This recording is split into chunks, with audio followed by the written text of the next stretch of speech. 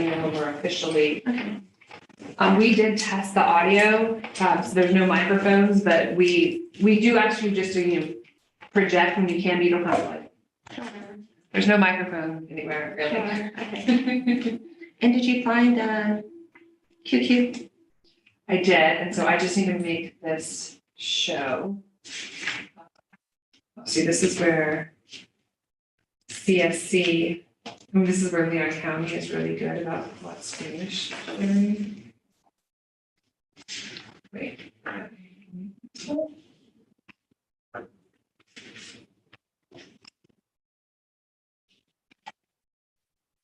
Oh, okay, it is showing, okay, fabulous. Sorry. I was just a little concerned that we weren't doing the right things. Is there any way to do a volume check real quick? On So, when Amanda and, hi Amanda. When they come on, can you hear us okay? Perfect. Can we do a check from your perspective? Can you say something to us so we make sure we can hear? Can you hear Good me? evening, everyone. perfect. Perfect. Yay. Okay. We're in a different space, clearly. Yes, it's beautiful. It's a beautiful room. Awesome. Yeah, we're nomads, but not for much longer. Okay. We ready? Thank you for the sound check. I appreciate it. Yes, well, we are officially live on YouTube as well. So Okay, well, let's call the meeting to order. Thank you. All right, this is our Program Services Committee meeting. We are beginning at 5:03 p.m. Ms. Clay, will you please call roll for us? Yes, Mr. Jones, Ms. Connor, Present. Ms. McFadden. Here. Dr. Glenn, Present? you have a quorum, Chair. Thank you very much. All right, and the next thing on our agenda is the approval of the agenda. I hope you all have had an opportunity to review the agenda. Do I have a motion to approve the agenda? So moved. Second. Awesome, all right, so the approved by Ms. McFadden and second by Ms. Connor. So the agenda is now approved. Let's move to general comment. Ms. Clay, do you have any comment cards? We do not have any public comment at this time. No public comment. Do we, that's it. All right, perfect. Thank you very much.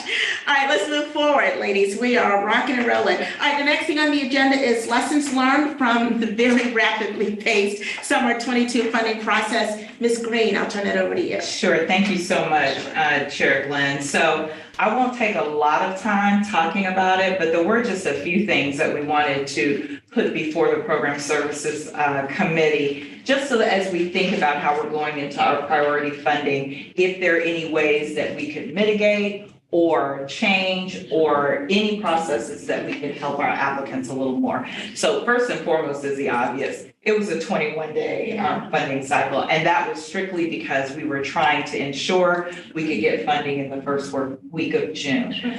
We definitely want to give our community longer. Right. So as we go into next summer, we probably want to look at about a 6-week lead time. So we'd be looking in February, getting a good draft ITN together and ready to issue it in around March. The second thing that made it, I think, challenging, not only for the applicants, but also for the evaluators, is that we set up an RFP that considered every one of our domains. So all 8. So we had applicants that were trying to determine which domain would be their primary. We only had, I think, 3 or 4 that chose a secondary, but we had some that were really trying to figure out what their primary domain was. Most importantly, though, I think it was on the evaluation side. So we had 6 evaluators. I think they were a good cross section of what we would want as we're looking at evaluation teams. But in order to make sure that each applicant was screened 3 times, we couldn't just assign a certain number of evaluators to certain domains. So we had to kind of do a cross section. So you might have an evaluator that all of their 25 applications could have very easily been 1 in each of the domains or 2 in a domain. And so we may want to look at, as we move into our next funding cycle, which I think actually Councilmember McFadden suggested, ensuring that we've got enough evaluators over all the subject matters and keep evaluators sectioned off so that we only have a certain number that will look at specific domains. And I think that will also allow us to really not compare apples to apples, because even within a domain, you're going to have different types of programs, but you can see a pattern with how evaluators look and the things that they're looking for in the applications. Those were probably the two main ones. We did say at the meeting, we found that those that did not participate in the, let's call it the bidders conference, but in the training where we showed them how to do the application, consistently, they did not score well because they didn't understand it. I am a proponent for making it mandatory. That being said, I clearly understand why we don't want to do that. And I know that was one of the things that Councilmember McFadden said, and I'll tell you, Councilmember Mitchell also said it in our meeting the other day, that we really should not make that mandatory. And his point was, and I think this may even feed into you, Councilmember McFadden, is that if you are serious about wanting to access this funding, any opportunity we give you, you're gonna interface with us, and I do understand that. So we will again make sure that we offer the workshops that explain the application, that go through the budget process, go through everything that we're wanting, and then offer technical assistance, which we did this time. Again, the ones who didn't take advantage of the technical assistance did have some difficulty with the app. And then the last thing I will say, and I think we've already decided we're going to move in this direction, is we are going to look at a subscription to either JotForms or a platform that allows the applicants to save it along the way. We were moving so quickly. We used SurveyMonkey because of technical issues with Microsoft Forms. And so when they opened it and started it, they had to either leave the browser open, or if they closed it down for some reason, when they opened it back up, they had to start all over again. Now, we mitigated that by putting a PDF of the application online, and we encouraged them in the trainings to download that PDF, get everything in place using that PDF so that once you went online to fill it out, you could just go. So those are probably the biggest lessons learned that we had. I will tell you, we are looking forward to a longer application period. That being said, I am very proud. I have to again thank Holly for the work she did, Jacinta for the work she did, and more importantly, the council for being very deliberate and having what I believe to be a clear methodology for how we moved into making those decisions. So I'm smiling because I'm very happy. We're getting money on the street. I think Holly came in today, and it looks like some of our agencies that are anticipated to be funding are already full. And so maybe the committee might want to think about going back to the council to see if maybe we want to have some additional funding, and not necessarily an expedited funding period, but we could use what we already have. And if we know that there is capacity and they can show us that, maybe we can give some additional money so we can try to accommodate as many youth as possible in these programs. So that is all I had. Did I leave anything out? Because we commiserated about this back and forth. I think the only thing I would add is just to expand upon the extended time period, not only on the front end for giving them the ability to have more time to prepare it, and maybe being intentional about some trainings during that process, but also one of the things that came up was, wouldn't it be great if we could turn this into an ITN? And we had to do a request for application because there was just no time to do a formal ITN that has your inter-rater reliability conference that then shortlists, and then you go back. I would love to see that built in. So for example, we're doing our budget audit right now. And in that budget audit, it's making sure that their narrative aligns with what they asked for, aligns with their proposal. So while the council last week approved kind of like more of an intent to award, it was not those are not the contracted amounts that are going to be in the final, because we're making sure that in the contracting process, it's all cleaned up. I do believe that had there been a little bit more time, we could even make the contracts with their proposals help, like, give them more time to strengthen that as well as their deliverables. But because this is expedited, and we understand in 3 months, we're not gonna show a whole bunch of impact in terms of moving the big, like, long-term needles, I think that it's been pretty impactful, but that would be in the lead time when we build out that timeline, giving the team the ability to negotiate and help and even maybe provide some technical assistance or however we do that so that we feel really good about when we issue that contract, their actual ability to carry things forward, not even just for the summer, but as we move forward in general, it's just making sure that negotiation part to make sure it's the best value for the council is something that we just need to be intentional about. And the other piece I'll add to that, and then we can move on, is when we see what the RFP process doesn't allow us to do is when we see a strong application and strong methodology, being able to say to that provider, well, if this additional will allow you to serve this additional, what if we gave you twice that much? Could you serve twice as many? Would that make sense? So the ITM would give us the ability to have those discussions with the providers to see, okay, how can we maybe even tweak this a little bit? You know, would it be an extra staff person? Would it be extended hours? Would it be, so we have that ability to negotiate and then move further. And I think that's going to be really important as we move into priority funding.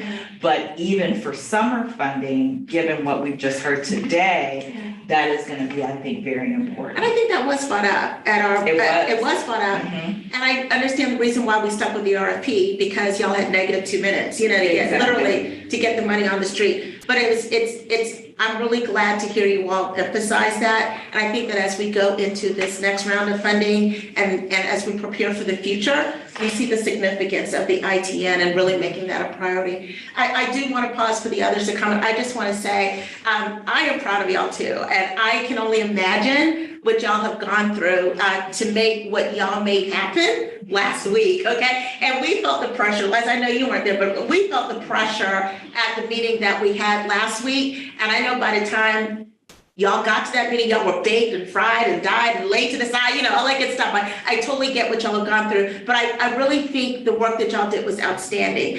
And given the fact that we had to get everything on the street so quickly, we were limited in a lot of the decisions. And I still think they were smart decisions, but that really helps inform us for what we're gonna do next year when we have more time. So I appreciate the fact that you documented these. What I'm gonna ask you to do, please, Sika, because it's in the forefront of our mind now because you just went through it. We're gonna forget all of this, come March of next year. If you would just please write these Yes. down. We'll memorialize. Right, absolutely. And then as we go into preparing for summer funding for next year, pull them out and say, now, don't forget, these were the things that we wanted to make sure we addressed and so that we have ample time to address those. So I appreciate that. Yes. I had a few comments and also questions.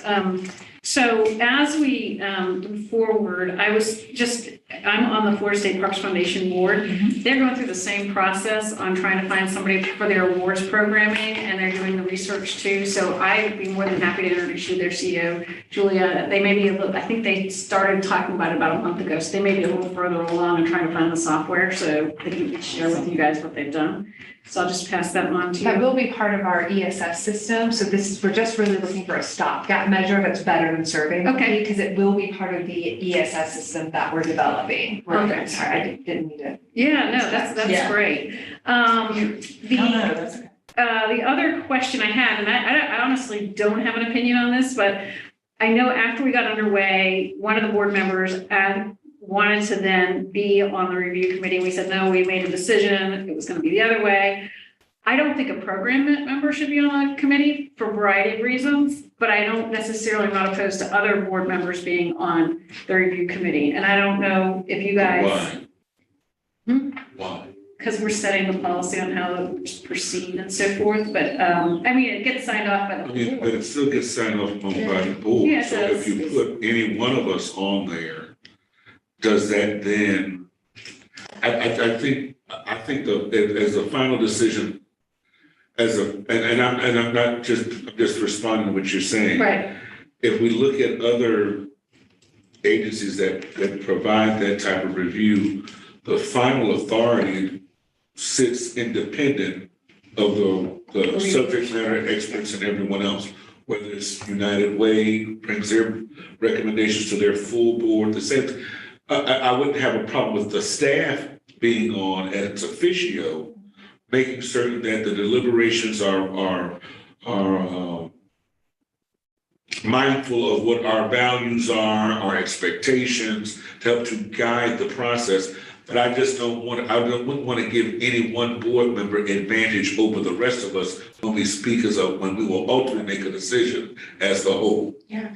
That's my only concern. That's the reason I asked. And I'll be honest with you, I said, I walked into it, I don't really have Yeah. a wholesome opinion on this. I just felt as a courtesy, we should maybe readdress it. And even if we go back and say we've not changed our mind, we've at least reopened I it hear and you. addressed it. However, I completely agree with, I have to call you Daryl, Mr. Jones, Councilman Jones here. Yeah. The reason being is because we have addressed the need for the council members to provide input by incorporating a workshop into this process. They will have the ability to comment and provide feedback as to which of these programs they do think are better than others.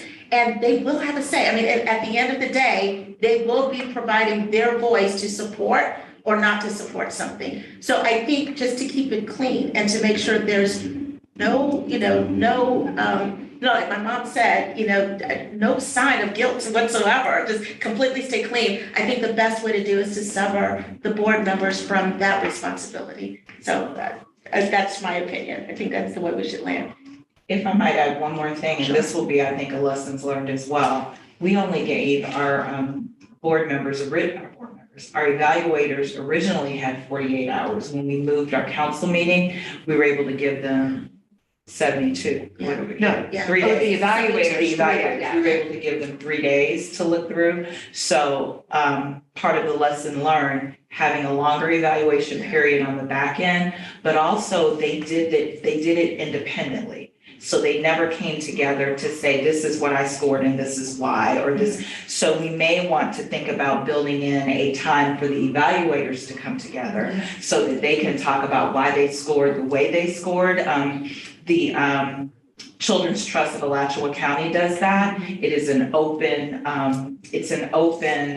meeting where the applicants can sit in and listen to each of the evaluators give their score and why they gave their score. And they even have the opportunity after hearing the other evaluators to say, you know what, I was not fair with that score, I'm gonna up it. Or you have a point, I really gave too many points on that. So We even did that is a We did that when we were evaluating the needs assessment. And I think that is critical. And do you have some other observations? I do, I have two. Well, let me just respond to what you just said.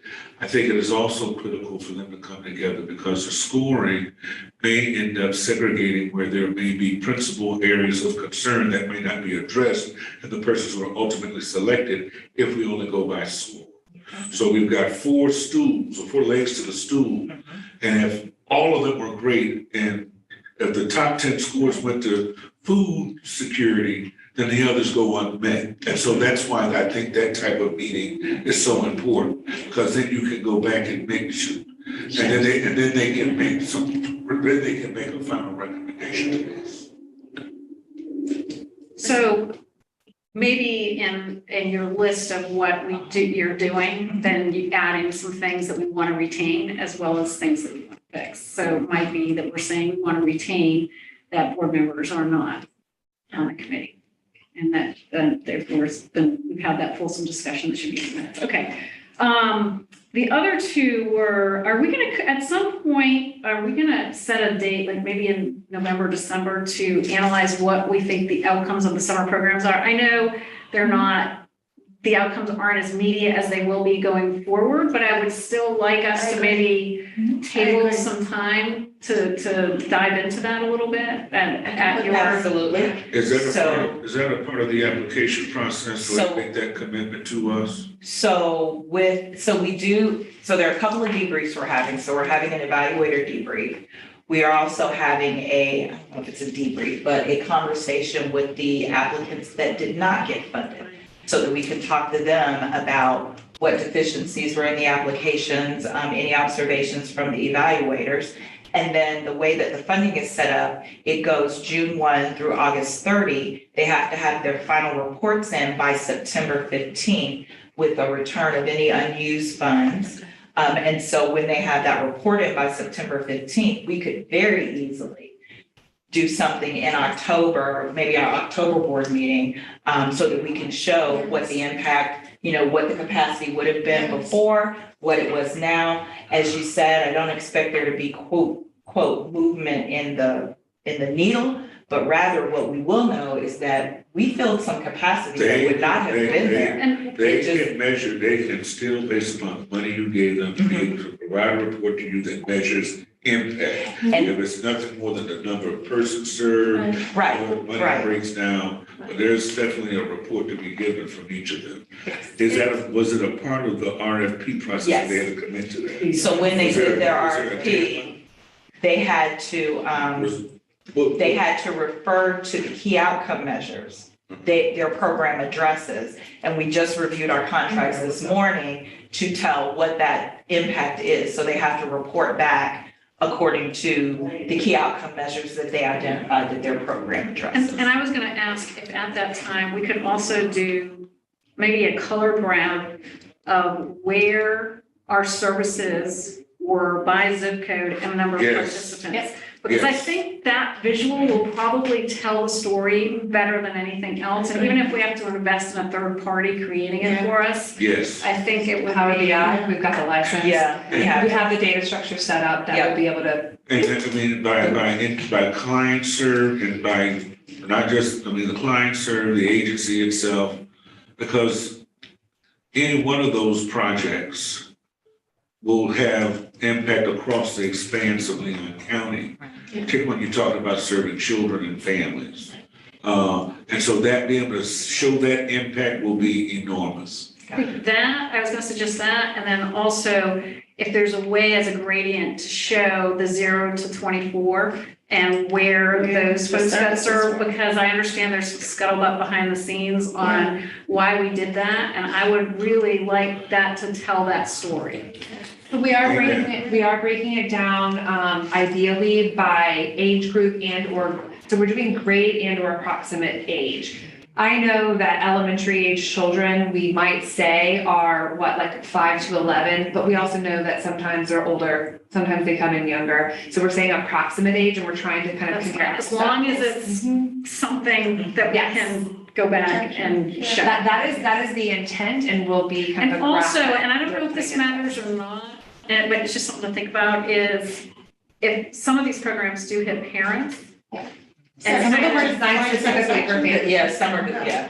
Mhm. What about client satisfaction? Because I would love some feedback from, That's a great idea. from the people that are enrolled in the program. How satisfied were they with the level of service? Because that informs us too, is to, But we manage that. That's a Right. survey that we do based upon the names and addresses of the persons who've been served by them.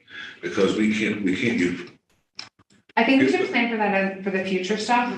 We may not be able to do it for okay. this one, but Right. definitely for the I'm future. thinking we need to write that in the expectation would be that, because we didn't We include didn't that in do the that other in this. thing. Okay. But, yeah.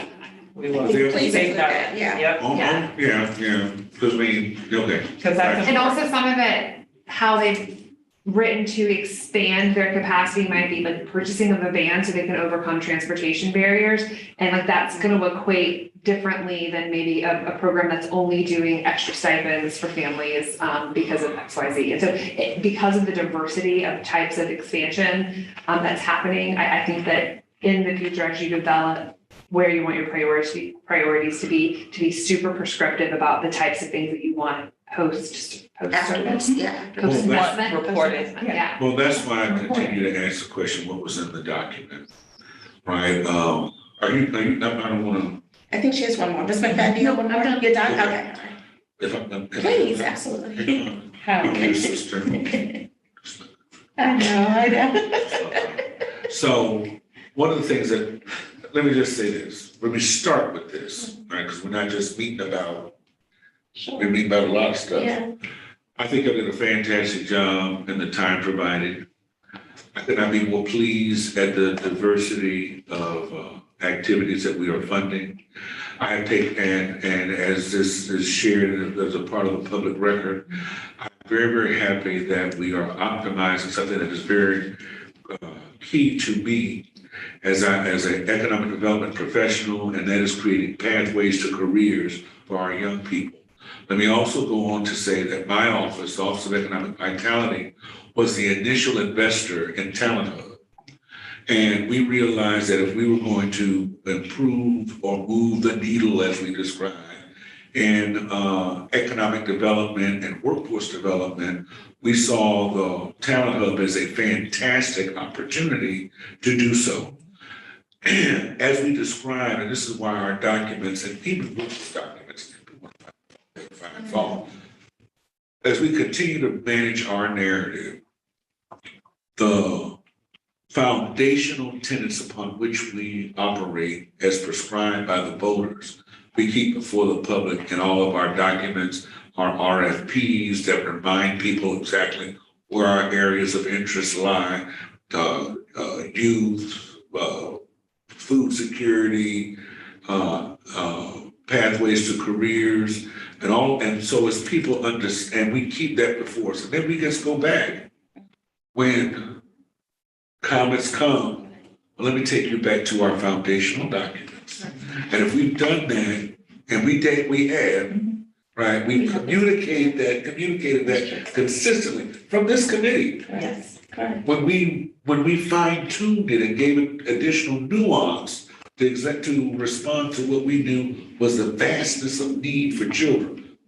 I talked about pathways to careers and amplified it. You talked about housing and so I feel real confident in what we've done as we continue to move forward. That's the only thing I would ask that we continue to do is in anything that we put before in RFPs, we are very clear about communicating the expansiveness and the diversity found in our foundational areas of concern as articulated by our voters. And that way, as people rise up with complaint, as long as those and our evaluators are armed with that same information, Yeah. and then sheets of satisfaction and pillows of peace will sleep. That's exactly what we learned, right? You've been there, done But that. I just could be, So I I'm could be gonna more take proud of that. our leaders, all of you.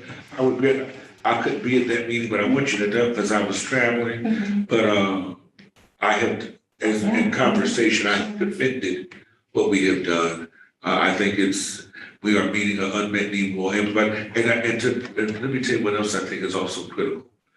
Having witnessed countless children graduate who regret, many of them, now the good part, there were tons of young people. If you were at graduation, the superintendent did an awesome job of amplifying. How many of you who are here in this audience today who got a diploma last week from Lively, will you please stand? It was wonderful to see the number of young people who were already in training. So Talent Hub will be the resource by which those young people, so I just feel as we continue to amplify that, I think we're doing a great job. I don't know, we're not beyond criticism, but I think they'll come out the box. We've shown the diversity of options that we make available to working class families and the children that come from those schools. Thank you, appreciate it. Well, thank you. Anything else? Okay, yeah. No, there's nothing else. I was gonna move us along only because our presenter. Yeah, I know that they're waiting. All right. Is on a little bit of a. Oh, I'm Time sorry. crunch. Yeah, no worries. But those were wonderful No, lessons that's learned, okay. and you are capturing them, so we Yes. have them for the future, so thank you for that. Absolutely. Okay, it's time. So now we're gonna turn this over to QQ to review some of the funding options B, based on the needs assessment that you all have been involved with. So Dr. Williams, I'll turn it over to you. Wonderful. Well, thank you. What I should have done. Hold on, let me do this. Let me stop sharing. Let me move it over here so that I won't be staring at another screen.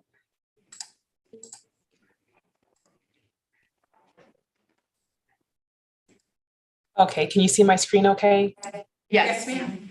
Okay, so let me go ahead and just begin. I made these comments when we presented funding options A, and really it's just to remind everyone that these are just funding options. And of course, you all already know that we're just using the data that we've gathered. We're using information from the literature. We're looking at other communities throughout the US and actually some even abroad in the UK, in terms of giving you just different approaches and ways of thinking about this work.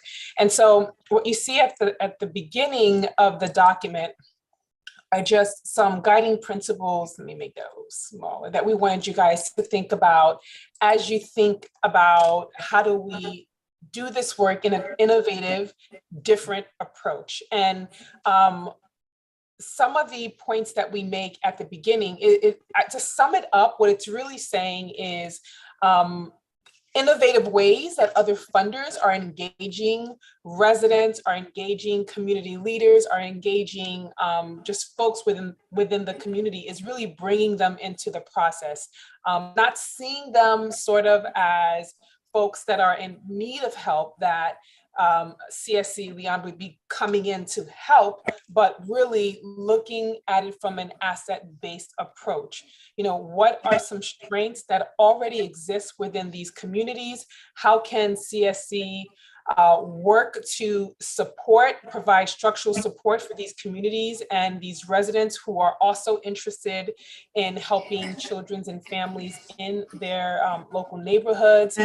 So the beginning piece of the document is really thinking about how do you, at this early stage, begin to develop that relationship with community members, residents and families. So we provide a number of recommendations just around the approach. We mention a few citations if you guys want to sort of look at how others are approaching this work.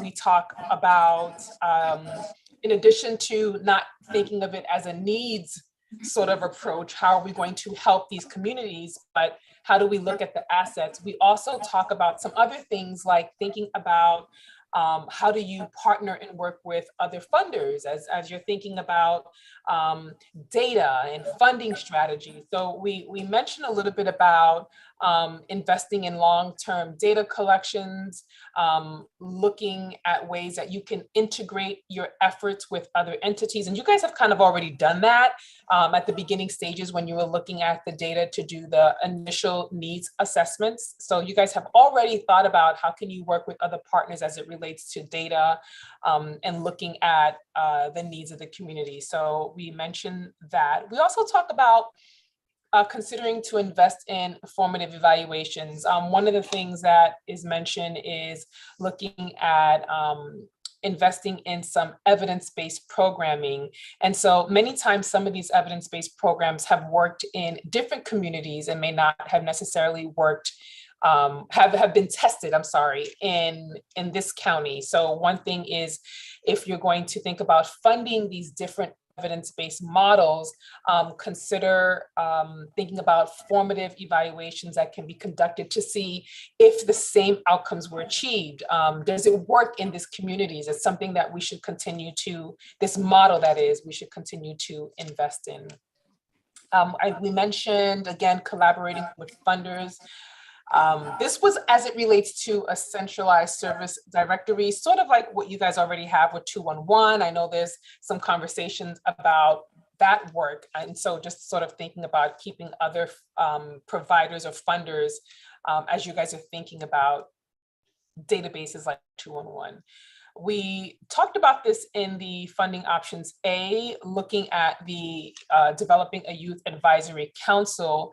The same approach, looking at youth as also providing their expertise, but really needing some capacity building as young youth and young adults who may also be able to contribute to this work and thinking about what should be funded. So that's sort of how we open up the document.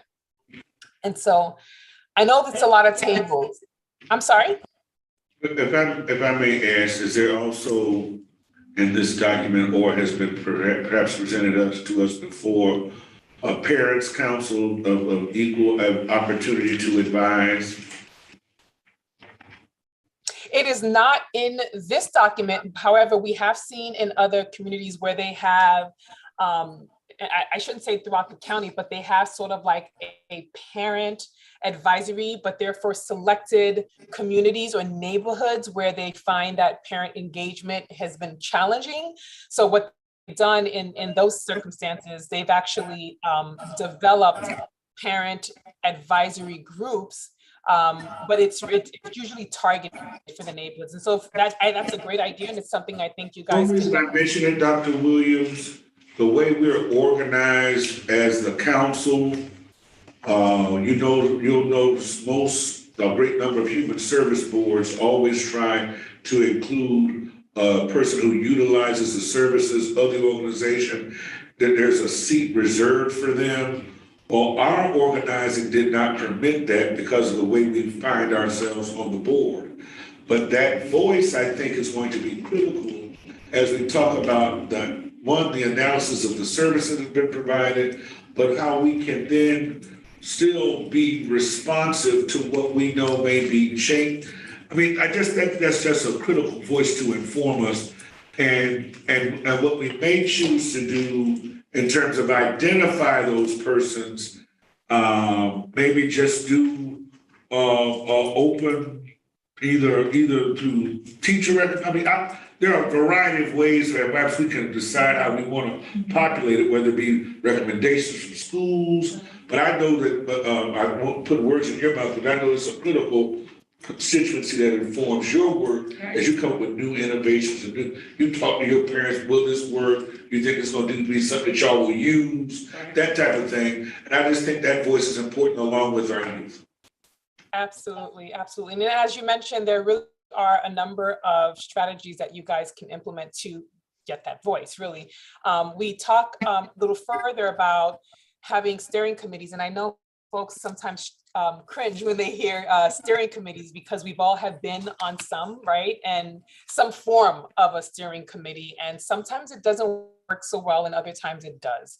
And we've had the opportunity to be involved when it actually does work well. And so when we've seen steering committees work really well, there usually is a seat for a parent or some other recipient of services so that their voice is also included. So as you mentioned, yes, there are a number of ways, but I think one of the things we want to stress is how do you make sure that those voices are continuously at the table, engage, and not sort of like just at this phase where we're saying, hey, we want to know how did it work out, how did you like the programming, and then we kind of step away. But it's really how do we involve them in the process of thinking about interventions, thinking about what works and what doesn't work, and really in their community.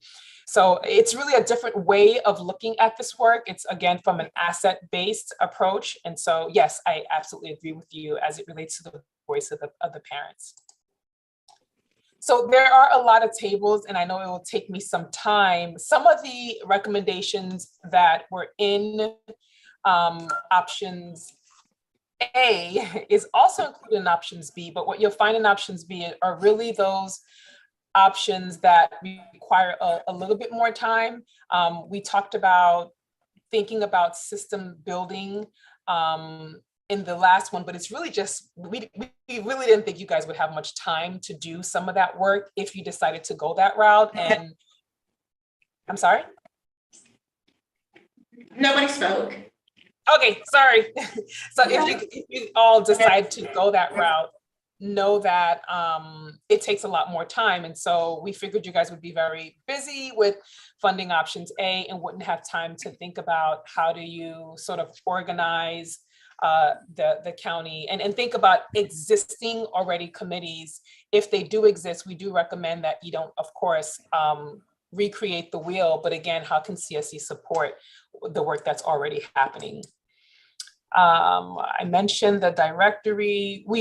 You guys spoke a little bit about evaluation and how are you going to be evaluating or thinking about the outcomes, I should say. How are you going to be thinking about the outcomes? So we do want you to think about some ways that some funds can can be allocated to think about, and I think you guys are already, again, doing this work as it relates to collecting data in an integrated way from service providers. We've noticed that what happens quite often with some funders is they'll create one system and then there's another, they recognize that they have to create another system for something else. And then they have all these different platforms and then they all don't integrate. And then it's like they have to start all over again. And so I'm sure many of you have been a part of those processes. And so sort of thinking about that ahead of time, how can we think about systems that are already coordinated, the grants, the grant making, the data that's collected from the grantee. So sort of thinking about funding as it relates to just data collection overall. I'm sorry. Please. Yes, please. And this is where I'm relying upon your expertise. The values associated here seem, how did, I mean, 150 here, 8, I mean, how do we come up with that? The numbers they're just there, but I don't want to describe it as arbitrary, but I want to know, like, why 150 for, what is it, public relations? Yes, so really good point. I think for options A, we might have provided a little bit more detail as to how we came up with those numbers, and we can certainly do the same for this round. This was really based on work that Viviane and some of the other partners on the team in actually funding some of these types of projects. And so she based it on that, and she also based it on just numbers of doing this work. I think you guys remember we had mentioned for the summer, we had mentioned some dollars for the PR. And later when I had a conversation with her, she said, well, Sandra, they were surprised about, I think she had mentioned 50,000 for marketing. And she was like, that's really what's supposed to be for the summer, not really for the whole year round. And so what we could do to sort of give a little bit more information, we could add, I think, the similar text that we did for funding options A to give you guys just a little bit more as to how you can think about those numbers. They are estimated, but we could give you a little bit more. I mean, has that been a value for communities of similar size? Because to me, $150,000 seems like a lot of money, but I don't know what the market, so I'm just asking, is it based on market rate? Sure. Is it based on, because we will have to answer that question Right. if we were to follow that recommendation. And that's the only reason why I'm asking how to come to any one of these figures. Is it because, and to have a comparison to say, well, Gainesville of similar size has spent similar amount of resources in these categories or something like that. It helps us to then be able to respond to our public. That's the reason. Yeah, no, it's a great suggestion, and we provided some more context. And I think we can do that as well for this one. And just to give you an example, for that first one, the 150, this was based on similar work where there was a lead entity that was responsible for sort of bringing everyone together. So that included the cost for logistics, the cost for the person who was sort of facilitating and leading the work. So there are some costs that were related to each of these, and we could include some more information. That way it would provide more support as you guys think about the costs. Thanks, ma'am. Awesome. Okay. Same thing I mentioned for evaluation. I could provide a little bit more details, but usually it's based on work that has been done actually in some of the CSEs here in Florida. We mentioned capacity building, and I think in the full report, we talk about different ways to think about capacity building. But here we're talking about capacity building of providers having an entity or a group that can be that capacity building arm or partner, having some organizational capacity assessments done. What they've done in some other communities is they have provided this assessment to providers so that they get a sense of what their organizational capacity needs are. And as a result of that data, they say, okay, we've given this assessment, we looked at the data, it seems like the majority of the providers need help in this. And so as they think about building out that capacity for these organizations, they're using that data as sort of a guidance. Williams, can I ask you a quick question, please, ma'am? Yes. So when I think about capacity building, I think of two different things. I think about the organizations that are already funded and building their capacity to do more. And then I think about other organizations that are not funded and giving them the capacity to participate in providing services. Which group are you speaking to specifically? I think it's A, but do you have a comment on the latter? Yes. So absolutely, I was referring to those that are funded. However, we've seen funders who help organizations build their capacity to even be able to apply. I think when I heard you guys talking about folks that may not have been able to provide a very strong proposal, well, what was missing? And so I've seen funders provide capacity building on just how to be able to develop a strong proposal, a strong model for providing services. So you really can do both. I've seen both. And I've actually seen providers go for both options. So that's my recommendation. I would like to see explicitly capacity building for both those that are funded and then even organizations that are not funded, but to help build their capacity to make them eligible or capable of providing services to the community. Oh, is this open for conversation right now, or you want to get through the? Well, you know what? That's a good point. All right. Can you get through I'm all going of to jump it? in, or otherwise let her get through, and then Okay, whichever way you want to do it. Let her go through it. Okay. Make a note of that. Okay. All right. Go ahead. Dr. Williams, we will not interrupt you anymore until you get through all of it. Yeah. Okay. No, I get it. And I know sometimes a question is right at the tip of your mouth. So you just yeah, I completely understand. We talk about thinking about communities of practice, which is also again around capacity building. It's a different way to do that work. I already mentioned the Youth Advisory Council. And we talked about, I think sometimes folks don't necessarily understand that there is a cost associated with that work. And that cost can be in helping to build the capacity of the youth. Some more newer models are providing compensation to the youth who are participating as advisory councils because they, the thought is that they're coming in with their expertise as well. We mentioned, these are all options again that are for across all domains that I'm talking about. Ooh, and my earring just fell out. Okay. The public relations, we talked about that. Emergency funds, we've spoken about that in options A as well. And so now I'm going to move forward to more of the domain specific. Before you move forward, do you want to comment briefly on anything with regards to funding across all the domains?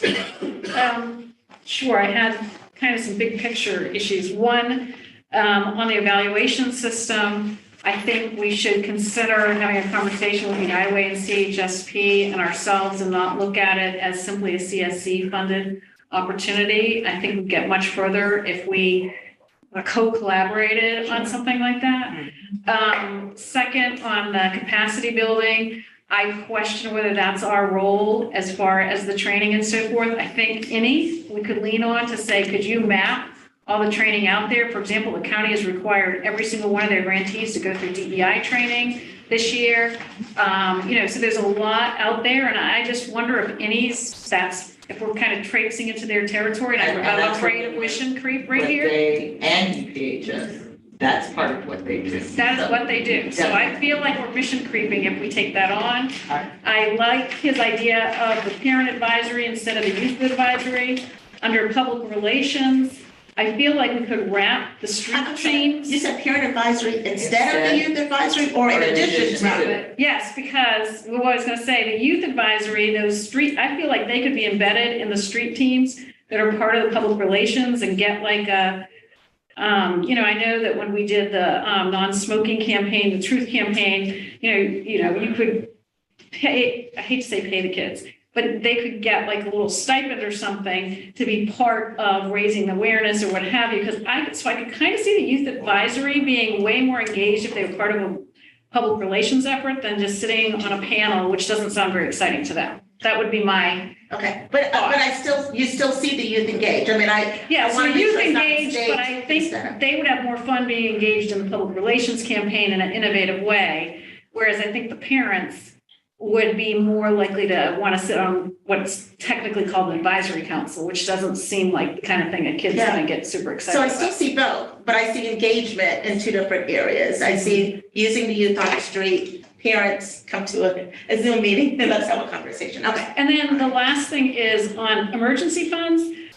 Emergencies are the easiest things in the world to raise money around. So if it really means contingency funds, which are setting them aside from an audit perspective, which they recommend you do because, our investment portfolio that we haven't created yet loses a ton of money or something, that's different. And so I think we should have a conversation about, do we mean contingency funds or do we mean emergency funds? If it's for an emergency, like a natural disaster, which is quoted here, dude, that is the easiest thing to raise money around in the world. We shouldn't save money for that. So I think just some conversation about what do we mean by emergency or contingency. Yeah. Sorry to talk so No, fast. I agree with you. And I think you brought that up once before. I have in our brought that previous up meeting, before, right. The emergency. So, Dr. Williams, did you hear Ms. McFadden's comments? Is that something you all will take into consideration as you edit this before we bring it forward to the council? Yeah, I think, and maybe, how you let me know, I know we're meeting soon, because one thought is, since these are just options, really, from your perspective as council members, you could just opt not to do nothing. Like, you could just be like, thanks, but no thanks. Yeah. Okay. All right. Ms. McFadden, any other comments? No. Ms. Connor, any comments? Okay. All right. Thank you very much, ma'am. If you will please move us into success in school life. Awesome. Okay, so what we did is at the beginning here, we just sort of orient you to what the identified gaps were. So we keep that at the forefront at the beginning. Some of the options, again, are very similar. And to be quite honest, we, again, went back, looked at what was happening in different places, looked at how folks were approaching this work. And some of these still continue to be prioritized. Like, folks are still thinking about how can they have slots so that we could extend early learning participation for young folks. We talk about evidence-based programming again that you can consider. A lot of emphasis, and I'm sure you guys have heard, a lot of emphasis on social emotional wellness. And so you'll find that, throughout the developmental span, that's something that we're recommending that you still think about. How can you make sure that's something you're tapping into? We talk a little bit more about it under mental health, but one way to think about it is, how do you make it already infused as part of the programming? How do you make sure that folks are thinking about that? The providers are thinking about how do they implement a social emotional component to the work? Okay. Funding high quality after school summer programming, piloting some evidence-based and promising after school models. What we've seen some funders do is actually put a call out for just that, asking folks, because there are folks who can create their own model, but yet it hasn't been tested. Now, whether or not you guys want to go that route where you're funding, allowing providers to sort of test their model and gather some strong evidence behind it. If this is something that they've been doing for many years, but just really haven't had the funds to be able to test their model, that's another opportunity that you guys can consider to provide to them. Okay. And this is, again, another tool that we're saying to consider for capacity building needs. Okay, now I'm gonna pause and I could stop. Yeah, thank you. Any comments with regards to their recommendations under school aid supports? School age supports And and readiness. And school readiness. And school readiness, thank you. None? Okay. I just, Yes, ma'am, after you. I was just gonna say, I know we're trying to pay attention to where a lot of the money landed from the federal government, and Boys and Girls Clubs got one of their biggest hugest increases in after school, as did the schools. And so I want to be sensitive to that conversation we've had previously about watching where the federal funds have landed for at least a year. And I know we haven't mapped all of that yet, but at some point, we really do need to map that before we release this in October, because there are some issues like this that they have a one-time gargantuan amount of money. I mean, so for example, I saw that one of the funded entities is the food bank here, Second Harvest, which I love, but I also know they're starting a new investment fund of $3 million and they got a ton of money. And I'm just cautious about that we need to pay better attention to where the money's landing and being careful about where we put our small resources. And we are already, if I may, Madam Chair, we are already getting information in from the Early Learning Coalition, kind of giving us an idea of where they're going to be putting their ARPA. Superintendent Hannah discussed at the larger meeting where they're going to be able to use that 12.4 million on Beyond the Bell for the summer. So K through 12 will have some summer enhancement. So we will continue to have those conversations and make those contacts so that hopefully by the fall, we know what those plans look like, and it will help to inform the council's decision on priority funding. So we aren't overlapping and rather preparing for when those monies are not available. And you guys gonna need a third party to help you guys do that? I'm just like, it is such an important question, and Okay, I think that's a yes, according to the smile, because I do think what you're asking for is extremely critical. I mean, we need to know where those dollars are coming, and I just don't think you'll have the capacity to do it. Correct me if I'm wrong. No, Okay. we're getting one more team member, but also know that I'm keeping that in mind as I look for, as we put our budget together for next year and look at what staffing is going to be needed. I think to you take could all easily of this hire a into- legislative person who does this all the time, and they could zing it out for you really quickly. Yeah, do the subcontract. Yeah, I would highly recommend that. So that's an official recommendation from this committee. I would like to move that forward to the staff that we would ask. Can you put that on the record? Yeah, absolutely, yeah. Very good. All right, thank you.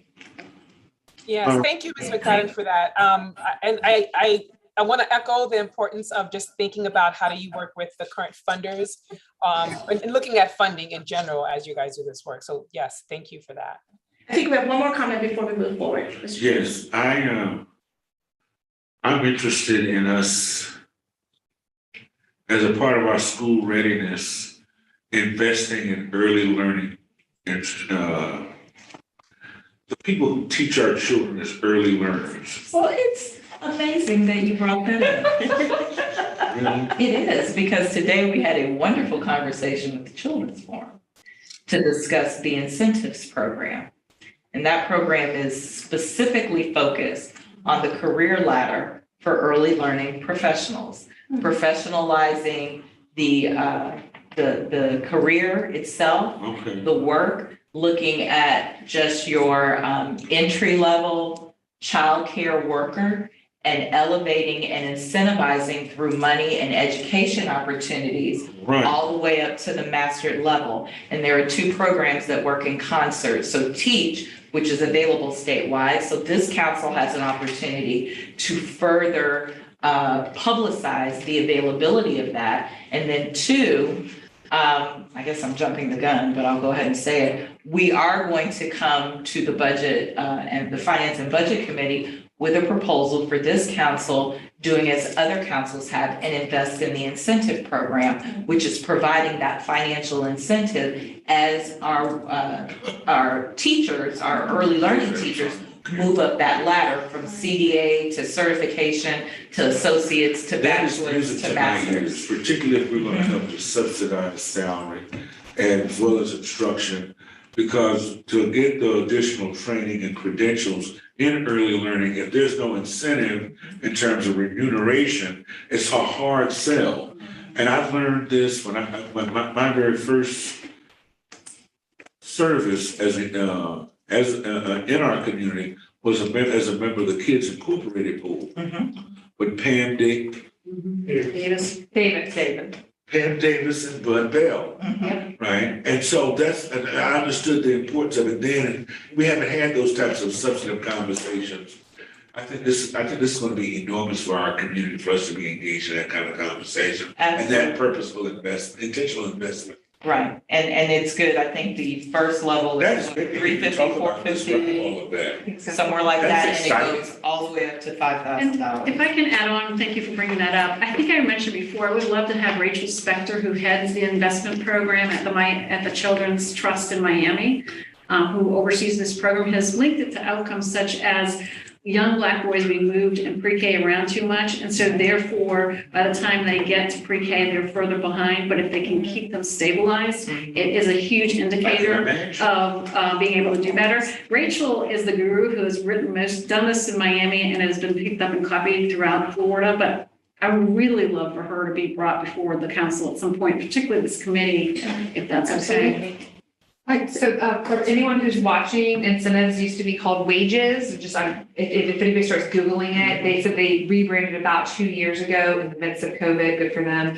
So I just wanted to just put that on the record that people might be more familiar with it called wages. And the Thrive by Five program is the one you're speaking to that's administered by the Children's Trust in Miami. And the work is managed by the Children's Forum. They spoke of the work being done by the Thrive by Five on our call today frequently.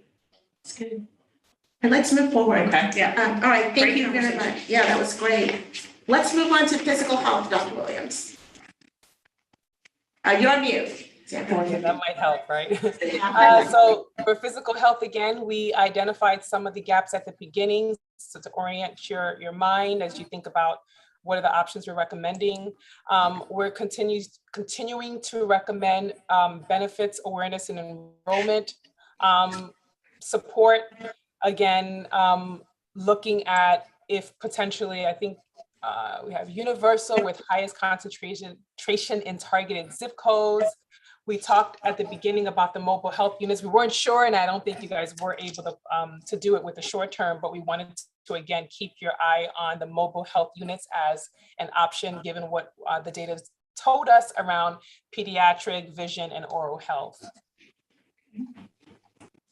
All right, that was it for physical health. Thank you very much. Let's just pause for 30 seconds. Any comments or feedback in this particular domain? If possible, when you say 100,000 per mobile unit per year, I'd like to know the long-term costs on those mobile health units. Don't both of our federally qualified health centers both have mobile Yes, they units? do. They do, bond and Yeah, neighborhood. yes. So we want to underwrite those for your already existing activity. Either underwrite it or expand it. Expanded, right? Yeah. Okay. Yeah, Or and- possibly. There's a whole nother idea I'll present to this committee at another time. Okay. This is conversations I've had. Okay, all right. Mhm. That's great though. With some satellite locations. That's what we were discussing. Okay? All right, wonderful. Thank you very much. Well, and that same note, and I don't know if this happens here or, look here, we're the heartbeat of this children's services council. Listen. The beauty of, one of the things I'd like for us to also think about is taking an inventory of the Leon County School District. You take a place like Carmen's Place. I love to tell the story about how she took an empty space that she had, put in wash machines and dryers so that the parents after hours could come offline and decide in the main thoroughfare and be able to wash kids' clothes when the kids go to school. Well, there are a lot of schools that have available spaces that if we were to take an inventory, particularly in those schools that are in those targeted census tracts where we want to have impact, when we talk about any one of the variety of services, whether it includes the expansion of child, if she's about to do a whole wing devoted to early learning. You're right. I talk about the great work this lady does. I'm trying to my friends all the time. But then there are other schools, whether it be Celia, whoever, for example, they're about to build out a dental suite. At Sable Farm. Right, and so if we were to work in cooperation with the district, and then another place that is a fantastic place where we can find an inventory of space are our local community centers as well. And if they are avail themselves to have available space, then if that could be something that we can share with our respondents, come up with, provide the RFPs, and then if there's any direct services that we're providing and amplifying, maybe those might be places where that expansion might occur. And the opportunities you'll see in the final report and some of the recommendations, and then we'll let Dr. Williams get back. Okay, I'm sorry. One of the things they talk about are neighborhood hubs, and we're already in conversations with the city because they have these neighborhood revitalization hubs that are kind of already developing. So there is a partnership that the city, county, CSC, and anybody else could look at how we use those to provide services right there in the neighborhood. And for us in the district, it would probably be Rod McQueen with facilities, Dr. Gale, and the super could certainly help to expand that because they are in constant consultation with their principals. We know what enrollment patterns we're looking at, and in terms of available spaces that we kind of anticipate in any one of our schools. So that's another official request from the committee to the staff that we do this inventory spaces, because I think that's a really good idea in the neighborhood communities. All right, just wanted to put that for the record. You're welcome. You're welcome now. All right, let's move forward. Mental health. You have a clarification? I'm just putting it under safe and stable nurturing families and communities, because I think that that's where it fits in our theory of change. We'll go over We'll talk it. about that. I was making an aside comment. Okay. Sorry about that. Yeah, no worries. Okay, no worries. All right, mental health, Dr. Williams. Okay, so here we talk about a number of options you all can consider. One is around mental health first aid training. Again, this could be in collaboration with partners that are already doing that work.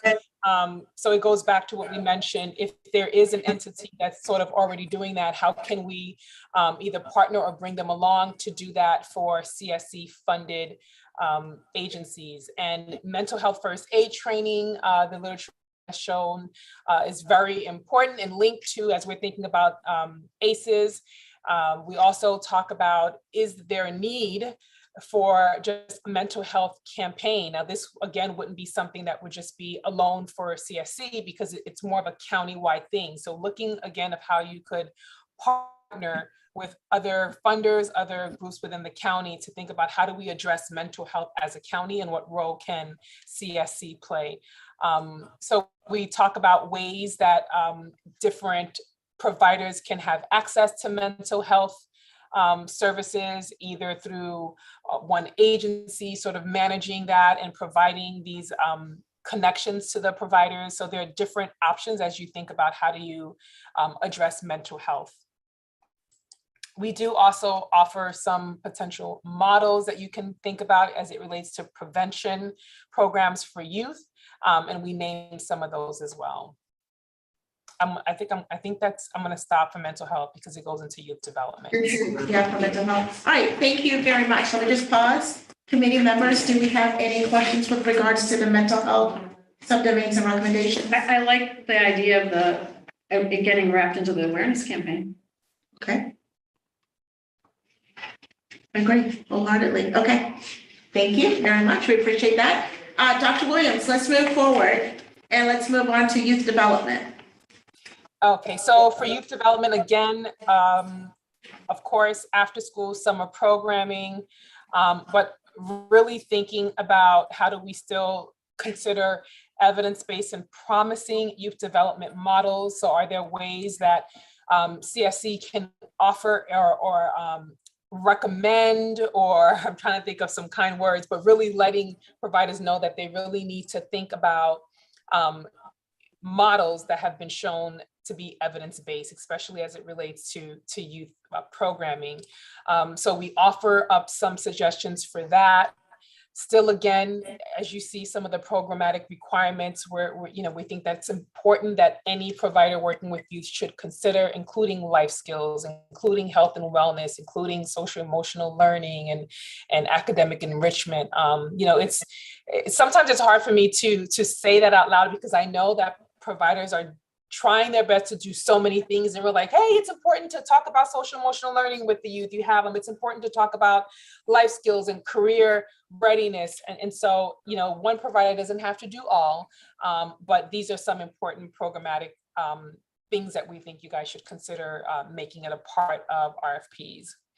Again, we mention here collaboration with other funders as it relates to potential youth internship and programs and opportunities for youth. And Okay, okay. all right, let's pause before we move forward. Any comments under youth development?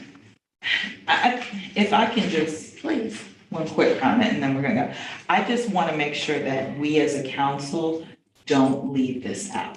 Because we heard repeatedly, not only from providers, but from the youth themselves about what they feel they need. There was a time when it was always college, and to be in that youth group and to hear several of them say, I am going to make money. I am going to find a skill. I am going to do this because I want to help my family. As we look at how we move forward, I'd love for the council to definitely not leave the youth out as we contemplate early learning and early childhood school readiness. So I just wanted to say that. Oh, it's here. And yeah, it will not be ignored. Thank you for that. Any other comments? All right. Food and housing stability, Dr. Williams. Okay.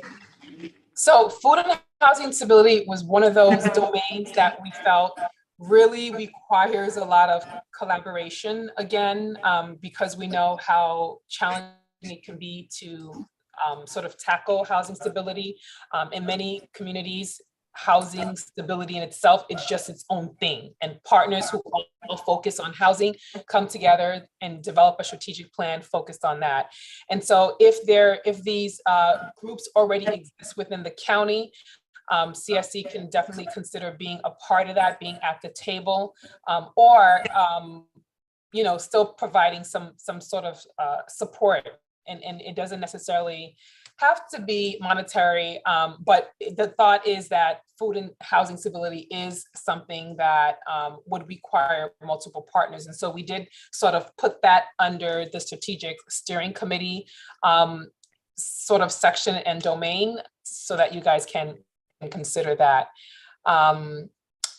Food and housing stability came up a lot, during the gap analysis and speaking with folks throughout the county. I think the challenging part is as a Children's Services Council, how you guys can think of how you can best support work under this domain.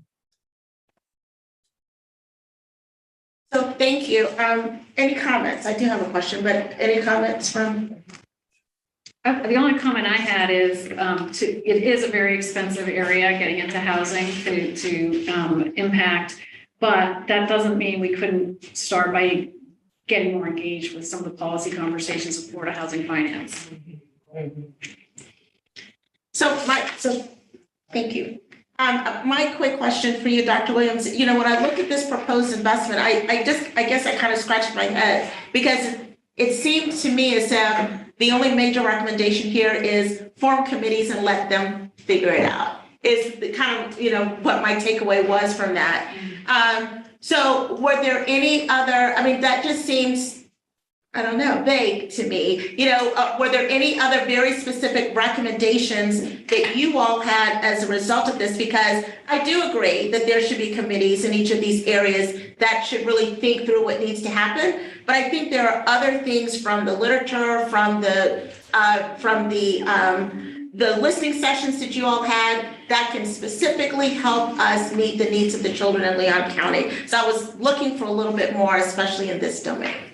Yeah, I think the tough part is that there are a lot of entities that's sort of their role, right? So when you think about, especially the crisis that we're having with rental assistance, that came up a lot during the focus groups. Folks were mentioning that it's hard for them to be able to find affordable housing, and really the entities, or at least from a federal perspective, is usually HUD, and HUD sort of channels those dollars down at the county level. So it's a tough one because I think as a CSC, some of those recommendations, as given your current structure, I'm not sure how you guys could fund. Now, things that come up under housing would be like emergency dollars for folks who are displaced. Same thing for food. So I think it's one of those things that it was really hard to think about, well, if we make a recommendation, boy, this entity is tasked to do just that. And I think that's the challenging part about housing and food stability. I hope that helps. Yeah, so what I was saying to Holly actually told me, and I'm gonna investigate a little bit more, but there are some CSCs that do hold aside some, I don't know if it's discretionary or contingency, that are used for any specific immediate needs that a family might have, Yeah. whether it's rental payment to keep from being evicted. It could be child care payments or whatever. So that could be something that we could investigate. Another thing is, I do think conversations and collaborating and getting to the table with some of the providers of this affordable housing and building to talk about what would be the needs from a child's or a family's perspective. And one of the examples I will give you is when we had the food stability listening session over at FAMU. So you're talking about a lot of students who are in our age. I mean, they are between 18 and 24 that are experiencing food instability, but you still have lots of student housing that is going up.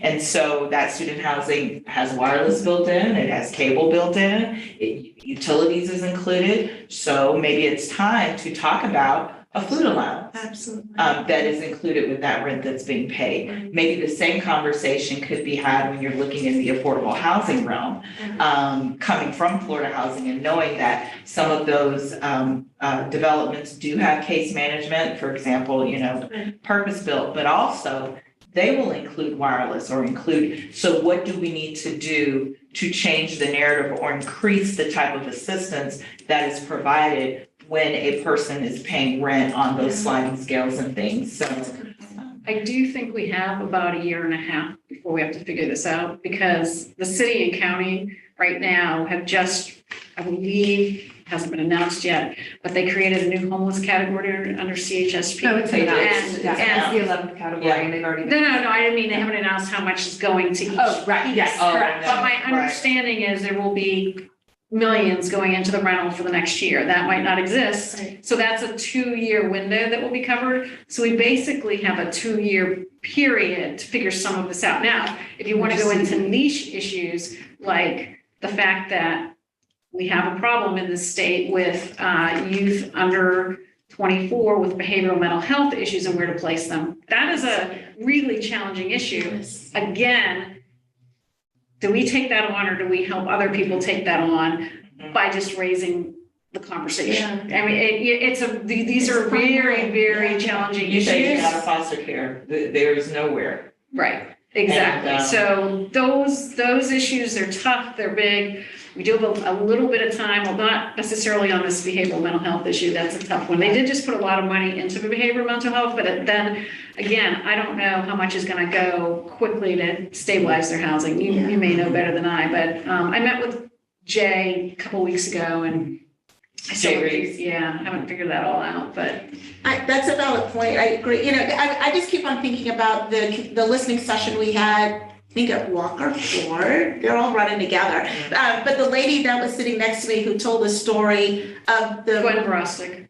the mom who, the mom who had, it was a domestic violence situation Right. and she had to leave with her child and they could not place her, like nobody in Leon County should be in that situation, so, how do we put something together to help those children and those families in that situation?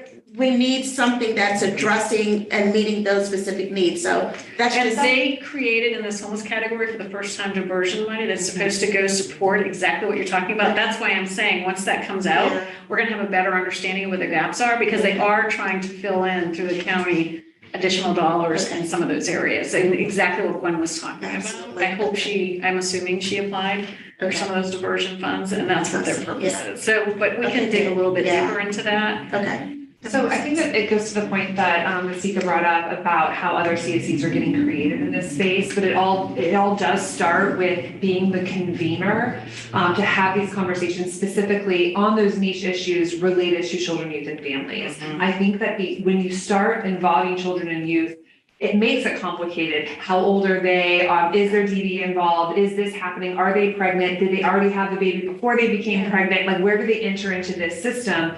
And until we know that, like, having the pathway to solve the problem is harder, but that's what makes the CSCs beautiful, because they can kind of cut through some of the red tape that so many of the existing agencies are hampered by. Absolutely. Right. And that's why I think that's why it's saying convene these conversations. But I do think that to Sika's point about being able to be more flexible with our funding allows you to meet immediate needs. And sometimes that has been, the call from BBHC, Big Ben Homeless Coalition, saying, we need funds to put this mom up for the next 3 nights because that's the gap before there's a space available at Refuge House. Right. And who can they call at 8 p.m. at night? Right. Do they have those funds? So this goes back to the conversation we had at the very beginning, and maybe it answers your question, navigators.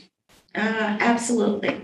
Yeah. People in the community are getting these calls and following them to the right spots. Yeah. Great. Yeah, but more than that, it's even having the money available, you know? Right. And I've been in a situation where a legislative aide called me, this mom and, what have you. And so understanding that we could fill the gap while we may not be able to solve the problem and directly move the needle, we could fill the gap so that it can be moved by the other agencies, to Rice's point, to Councilmember McFadden's point, that is that our purpose, or do we collaborate and partner and see what gaps do they need filled that we can, so that they can help to get on the other side. And you know what? I know all these agencies are suffering from what a lot of other groups are, which is staffing. And so they're filling in 8 to 5. That's not, when emergency happens at 11 o'clock at night, to Gwen's point, that is not the answer you want. Right. And so, I know Pinellas County and a few others have had 2-on-1 hire navigators that really understand all these issues and are available when they are right. And then, so we could have more conversation about that, but Yeah. a great point to what is the answer. Yeah. Thank you for that. Okay, I appreciate that. We are. Well, I know we're pushing up against you. We got one more, Dr. Williams. All right, enhanced caregivers. Enhanced care, and this is one where I think you can, I don't know if it was here, but this is another route where you think about youth transitioning out of foster care and how that might be connected with housing. And so how you could potentially support those youth that are transitioning out of foster care. We're not just housing, but with other things. So with the enhanced caregivers, we do talk about providing support to parents, guardians, folks who would benefit from some evidence-based parenting models.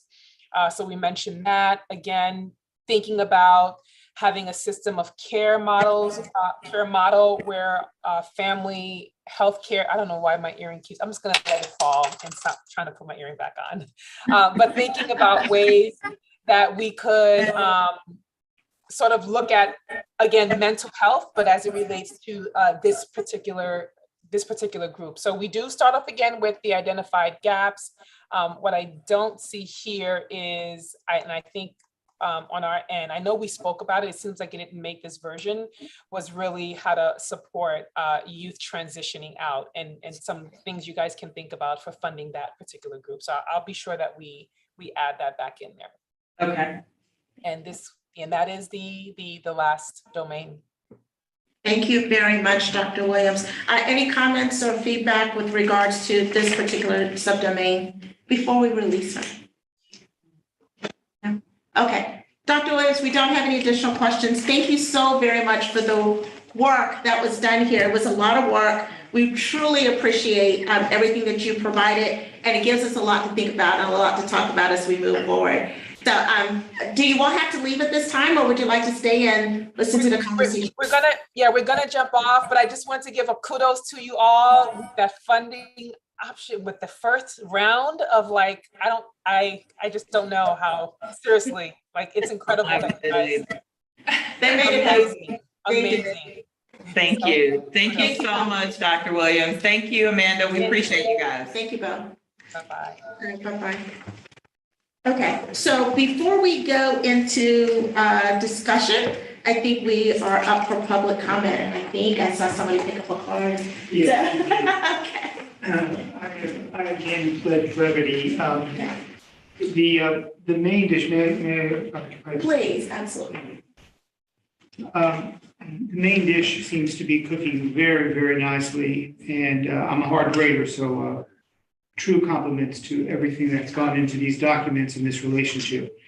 I just want to add a couple of seasonings to it, because these are items that I have either implied before or have a new thought today. And can you state your name for the record? And yes, my name is Jack Levine. I'm sure we all know that. For the recording My name purposes. is still Jack Levine. So I have 6 items, and I'll only take less than 30 seconds for each one.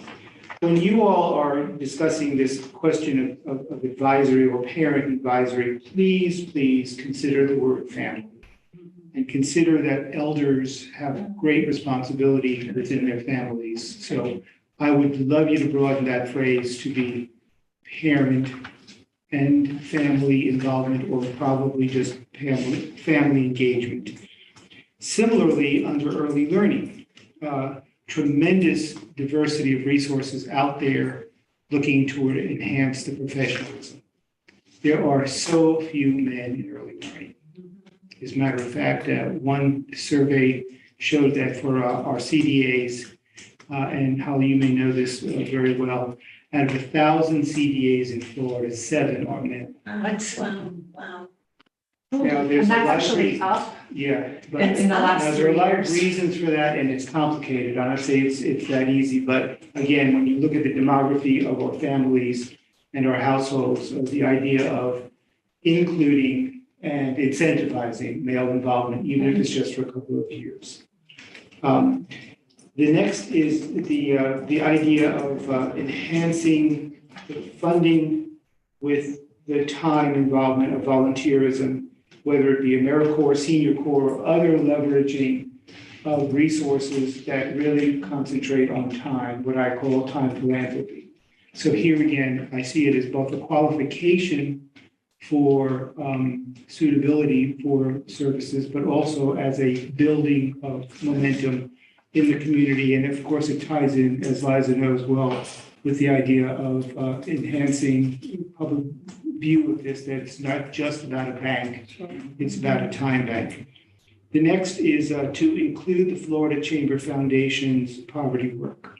They're doing remarkable work. I don't think there's been a formal presentation. I know some of your staff conversations have been, but they are doing remarkable work. Last week, we had a full day engagement. And here again, it's an unfamiliar source for some folks, but Kyle Baldich is doing a fabulous job. So I want to include him in the mix of, we're talking in many cases about overcoming the reality of just not being able to afford the basics. Law enforcement. As you know, our good sheriff and his folks are spending a lot of time on not only deterring crime, but also recognizing that it's not an accident that we have certain demographies that are much more prone to be both victims and perpetrators. So I would love to see a conversation that is very much about what is our law enforcement community writ large doing already and how that can be enhanced. And then finally, Sable Palm Community Partnership School has been mentioned several times over the conversation. There is nothing to say other than resources and initiative for us to grow community partnership schools and perhaps consider it a middle school priority. So going from an elementary school up to a middle school, that may be a good incentive, and it's being done in several other districts around the state. So the numbers are in. The legislature is going to be more interested, I think, in the next couple of years. So, and that's something, Seek, I know you know well through Children's Home Society. So I'm going to hold it at that. Those are just, again, seasonings to where you already are. But I mean, when I tell folks about the progress we've all made in such a short amount of time, I think there's going to be a story that's going to be told beyond just this community, but around the whole state. So thank you very much. Absolutely. Thank you for your salt and pepper and a little bit of Cajun spice in there too. Thank you. All right, we very much appreciate your comments. Okay, guys, it's time for us to talk a little bit about these recommendations. So we did get to hear what QQ has put together. I do have a question with regard, this is for the staff. They made these recommendations, and it was my understanding that this conversation was to ask them to make, they can refine it based on the feedback that we give them before they present it to the formal council, which will be next month, right? All right. But then a few minutes ago, I thought she said, oh, this is it. Y'all can kind of do whatever it is that you want to do with it. Please clarify, because I thought that we were asking them to make changes. So please provide a little bit of that. I think what she was saying is with what we give, we can make whatever changes we want to Okay. this and refine it any way that we want to. Okay. And so she wanted to give us a broad, and I'll tell you, Sure. I was the one Yeah. that said, I'd rather you give it all to us and then let us try to refine it rather than saying, we're only gonna give you what we think you can do. Okay. Or what Alright. we've heard you say you can do, because I think it's the council's job to determine which of these Sure. we want to make the priority. Okay. So I hope that clarifies it a little bit. It's Okay. more so she's not gonna give us our words, but rather, so for instance, with the capacity, if we want to focus more on expanding capacity with our currently funded entities, we can do that. Now, my recommendation is at this point, that would be a little short-sighted because we've only had one funding cycle. So we would only be working with this group, but rather as we move into whatever our next priority funding is gonna be and we see how those applications shell out, it gives us an opportunity to look at what's currently funded through the ITM process, talk about how we can expand capacity or change and shift. And then again, do the same thing with those that don't get funded. Let's talk about why you didn't. Let's talk about what we can do to offer that capacity building. Okay. To Councilmember McFadden's point, she's absolutely correct. Organizations like any and like UPHS, they are in place Right. to do that capacity building and do that kind of technical assistance that prepares entities, in their cases, nonprofits, to be able to enter into these applications, whether it's with United Way, with us, with CHSP, with the Community Foundation. And so maybe that is something we want to look at possibly a formalized partnership with them, some sort of, so that we're not necessarily doing it, but rather allowing them to do that. And I will tell you, UPHS definitely kind of stepped up, not any so much because any's ED served as an evaluator, but UPHS, we know for a fact, worked with some of our applicants Okay. to help To help them, help them That's get awesome. into place. Okay. And UPHS is also funded by the county and the city Okay. to do exactly that. Okay. So thank you for the clarification. Any questions about that before we go into, I do want to talk a little bit about, first about the recommendations across all the domains, because I do have a comment about capacity building, so glad you brought that up. And then I'll open it up for any questions about any of the other sections. Can we talk a little bit about these across the domains first? Let's start there, okay? I like the fact, and I completely agree, that there's some things that we just gotta do, I call them the golden thread, like across the board for all of these. I do want to specifically address capacity building because I agree. When I thought about it after the meeting that we had last week, and I thought, this money is for children's children, and we're spending dollars to build the capacity of these other organizations, which will help them to serve, the children. But is that really our job? I was really thinking about that. But they need the help. They definitely need the help. But I would like to see something. So I agree. I don't think it's our dollars that we should spend. So, like the $250,000 is a boatload of money. I don't think that should come out of our pocket. But I do think that we need a formal agreement with the organizations that do provide those services, a partnership with them, even if it's a little bit of money to give them support to help provide those services, they do it. And then I think we should make some type of, requirement, like this group that fell short in the last, then fine, we're gonna make sure you get what you need, you go talk to this particular group. But I do think that we should partner with the community services that provide these services, have a formal agreement with them, and at some point when we deem necessary, route some of those people through that group to get what they need to be successful to provide services. And in line with Yeah. that, while we were going through the meeting last week, Holly and I did what we do, have these brainstorms. Yeah. And so we could look at using some of our money to fund scholarships so that our entities can be members of any or UPHS, because as members, they get those services, many services as a result of their membership. But quite frankly, when you're a smaller group and you're counting every penny, membership in these organizations, like we are in professional organizations, can't be a priority for them. So maybe we look at supporting with scholarships to allow them, and maybe it's a 2-year scholarship, and then after that, your capacity, and I'm throwing that number out, that is arbitrary. Yes. And then after that, the expectation is that you are at a point where you are able to sustain your own membership Absolutely. and that value. So to your point, we can definitely look at formalizing some agreements and some partnerships. And then I think that it would be a great recommendation to put a small amount of money, whatever that is, into scholarships as a way to support that extra.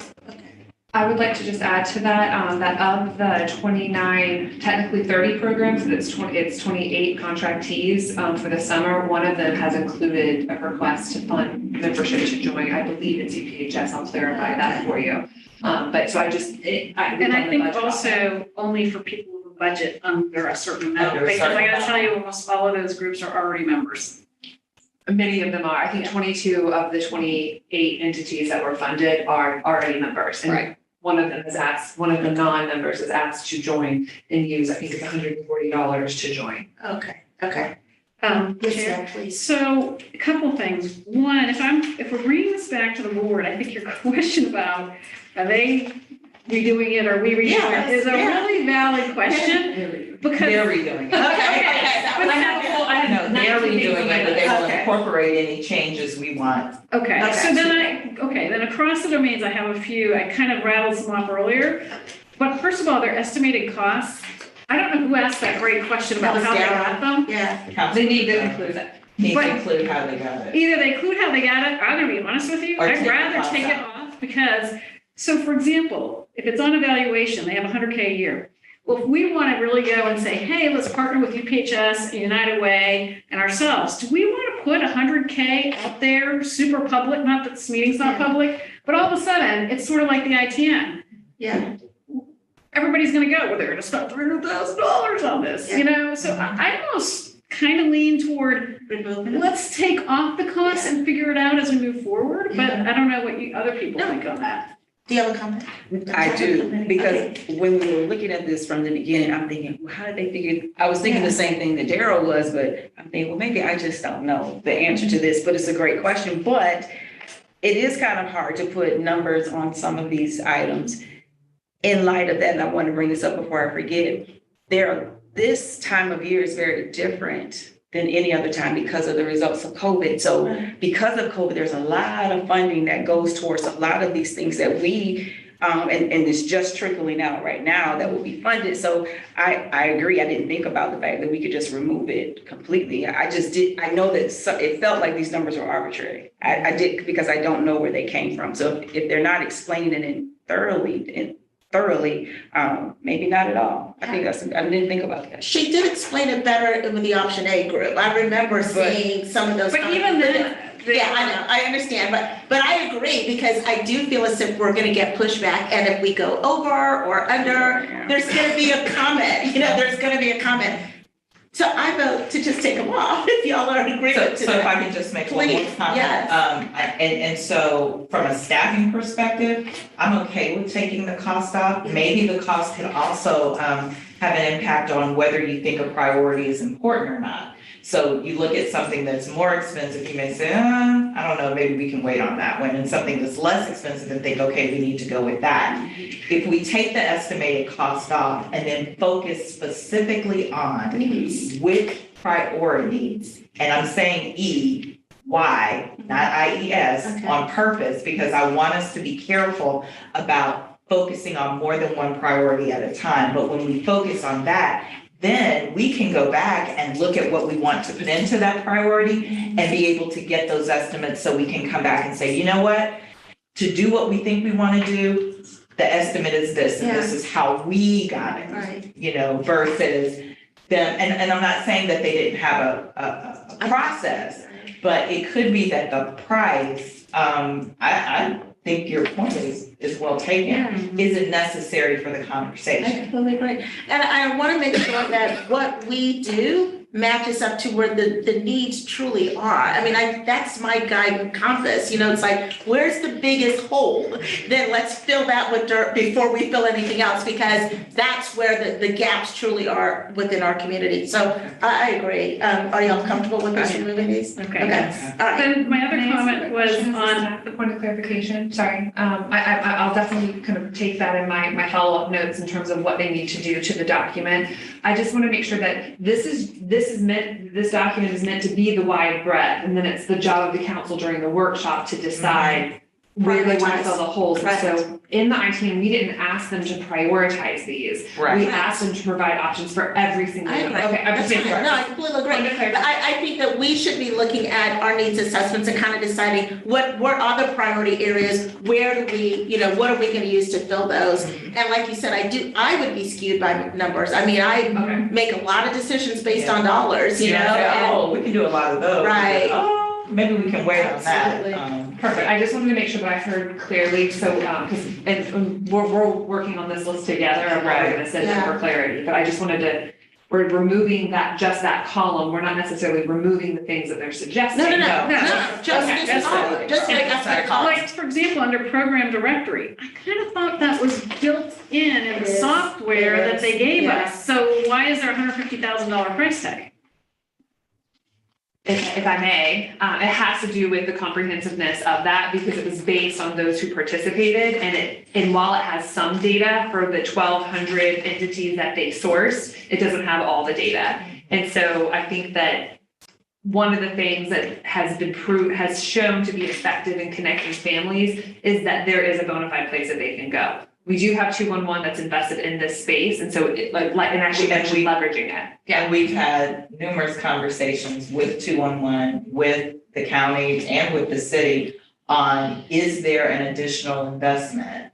Is there an investment that we need to do to, and I've said this to 211, to take them from this adolescent stage to this adult.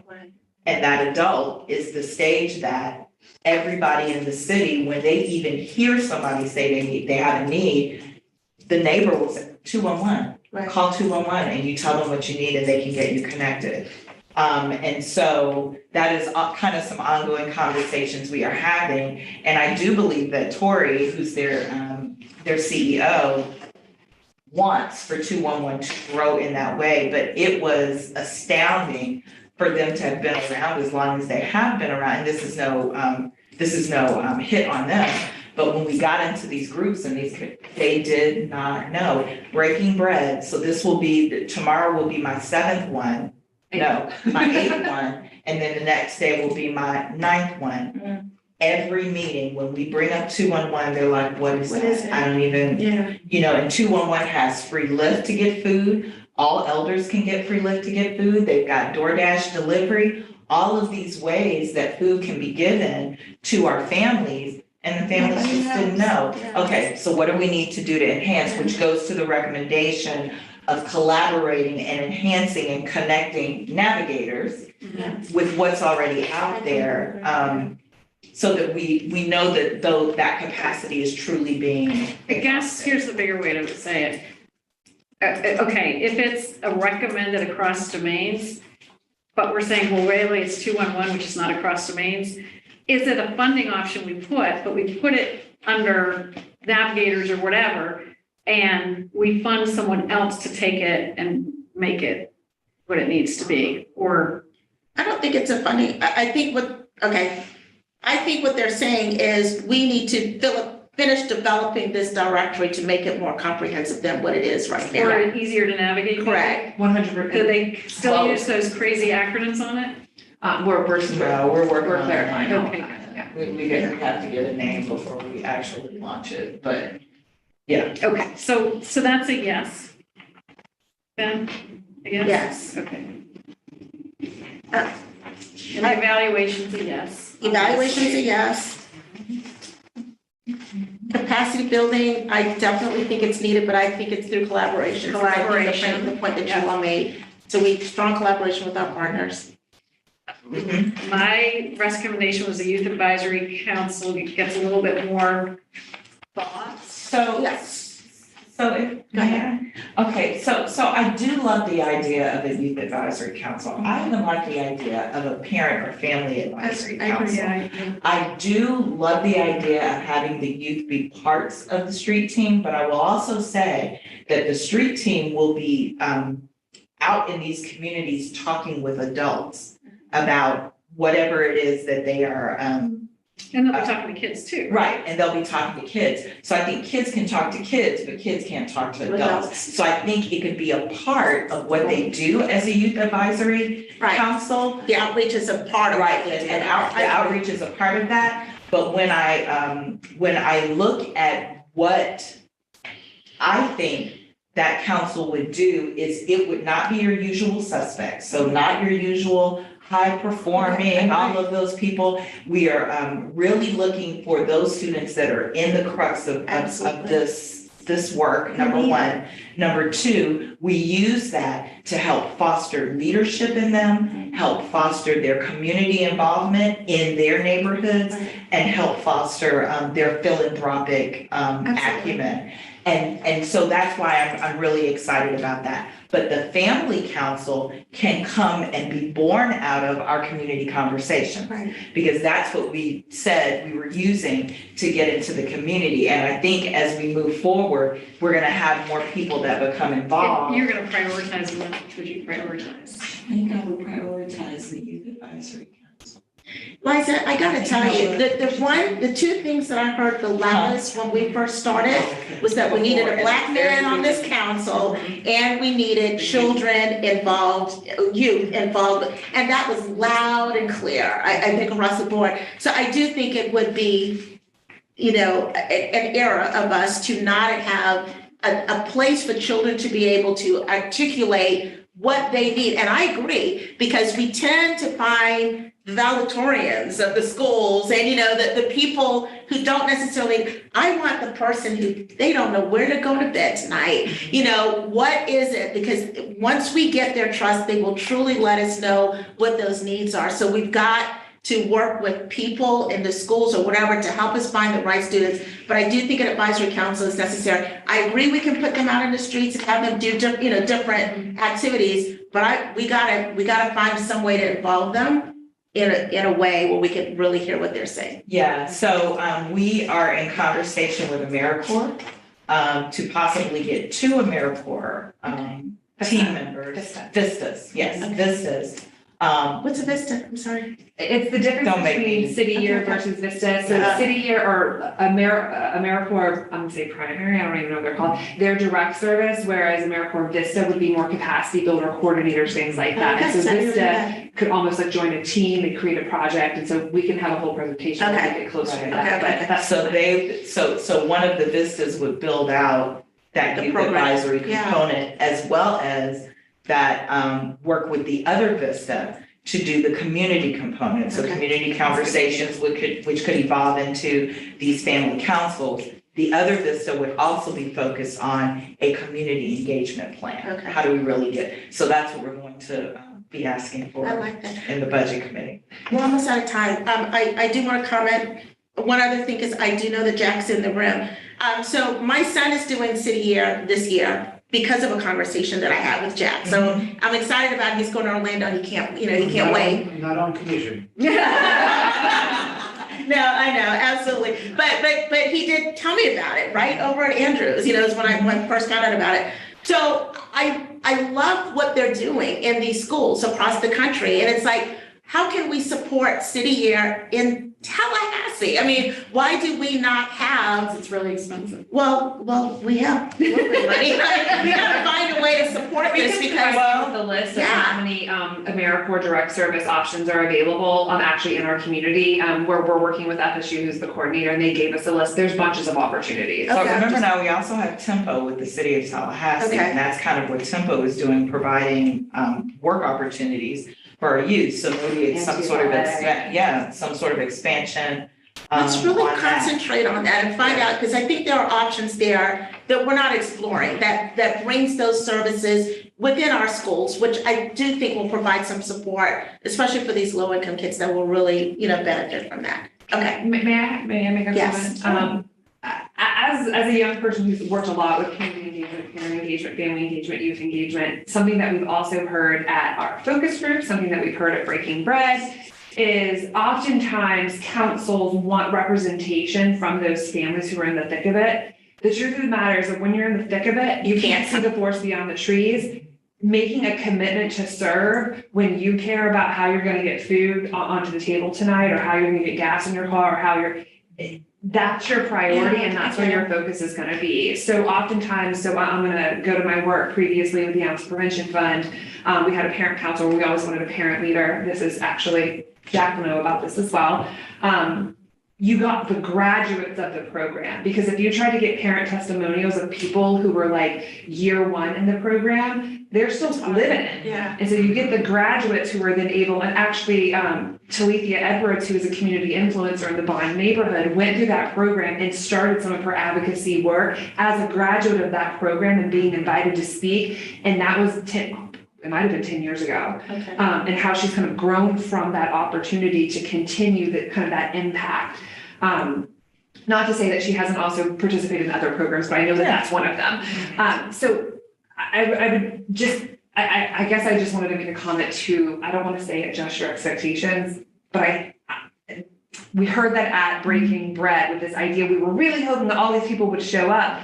And once again, we've seen in focus groups, community forums, where the voices of the neighborhoods that are the ones bringing food to your porch are the ones that show up at the community meetings to voice them. Oftentimes councils look, I want to hear directly from the people, not the voices. Same Let's reason we're just, doing let's that just put education. thought So I just want you to into, be- yeah, I agree. I mean, look, let's just be thoughtful and who we select to be, or how we go about selecting the youth that serve on this. Yeah, so to go back to Liza's point, I mean, I do think that I would like to see a youth advisory council and a parent advisory council. Family. A family, family, what did you say? Family. What did you say? Family, okay, all right, yeah, parent-family advisory council. And so I think we can say community councils. I mean, or we can make it generic and then go to, we want a youth branch and we want a parent-family branch. I think that's reasonable. Absolutely. Okay, all And we right. also talked about compensation, so that was one of the things she mentioned, so that might be the draw to the Yeah, kid that's that true. is in that situation Good to point, make it yeah. attractive and show up. Absolutely.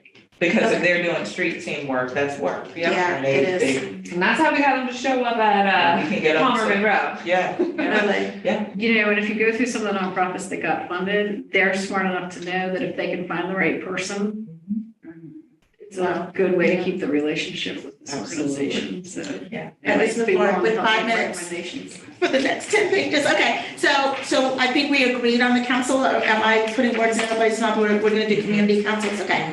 Public relations, Agreed. okay, any, I agree. okay, perfect, and then I think our request is contingency funds versus emergency funds. Right. I completely agree with Liza on that, I think we can leave it at that, okay. So those are our recommendations for the, recommendations across domains. All right, let's go to school readiness. So the first one is school scholarship slot payments to expand participation in early learning programs. I didn't have any That's questions where, for that. well, you had, they don't know where the funding, the I think federal we, funding's yeah, gonna go. I think we pause on that That's until we right. see where that federal funding is. Is there some kind of little thing they could create on the side that Dependent upon. that's kind of, since we're taking out this estimated cost, that sort of is a signal that federal funds Federal funds. are being, Yeah, being okay. you know, kind of whatever, I don't know, but something that sort of says, you know, it is a priority, but the Maybe timing federal not what funding we like. pending, or, yeah, Federal funding analysis, something, I don't know. we can put something in. Yes. Okay, great. All right, and then the next one is pilot evidence-based or informed models to increase center-wide social emotional wellness. And then she listed some of these potential models. Yes, I like it. I don't think it's something we can do in year one, Agree. but I think it's a promising practice just in year That one. we can leave, it. Yeah. Yeah. So we can still leave it. I mean, Leave it's it. up to the board, to the council to prioritize that or not. But, Yeah. okay, I do understand why they left that there. Okay, and then the last one in this section is partner with school district to collect the early learning instrument and the middle years development instrument baseline and develop a plan for future data collection. That's always good. Yeah, I didn't have an issue with that either. Okay. Any other issues or comments regarding school readiness? I wrote down, I'm pulling up my computer, about the incentive program, to add to that section in terms of the professionalization of the field. I also wrote down, That's the next. oh, I had it under school readiness. Oh, it is under school readiness. I'm sorry. You're correct. That's right. And then I also wrote down something that I felt like was missing, but we've talked about, related to infant brain development and or parent education, like birth to 3. That's based on previous conversations. That will go in there. Okay, fine. That's great. I think that's great for us. It's adding more, not Yeah, taking yeah. anything away. All right, let's move to school aid supports, and I'm really not trying to rush everybody. No, go ahead. I'm just rushing, yeah, I'm just trying to move along, okay, all right.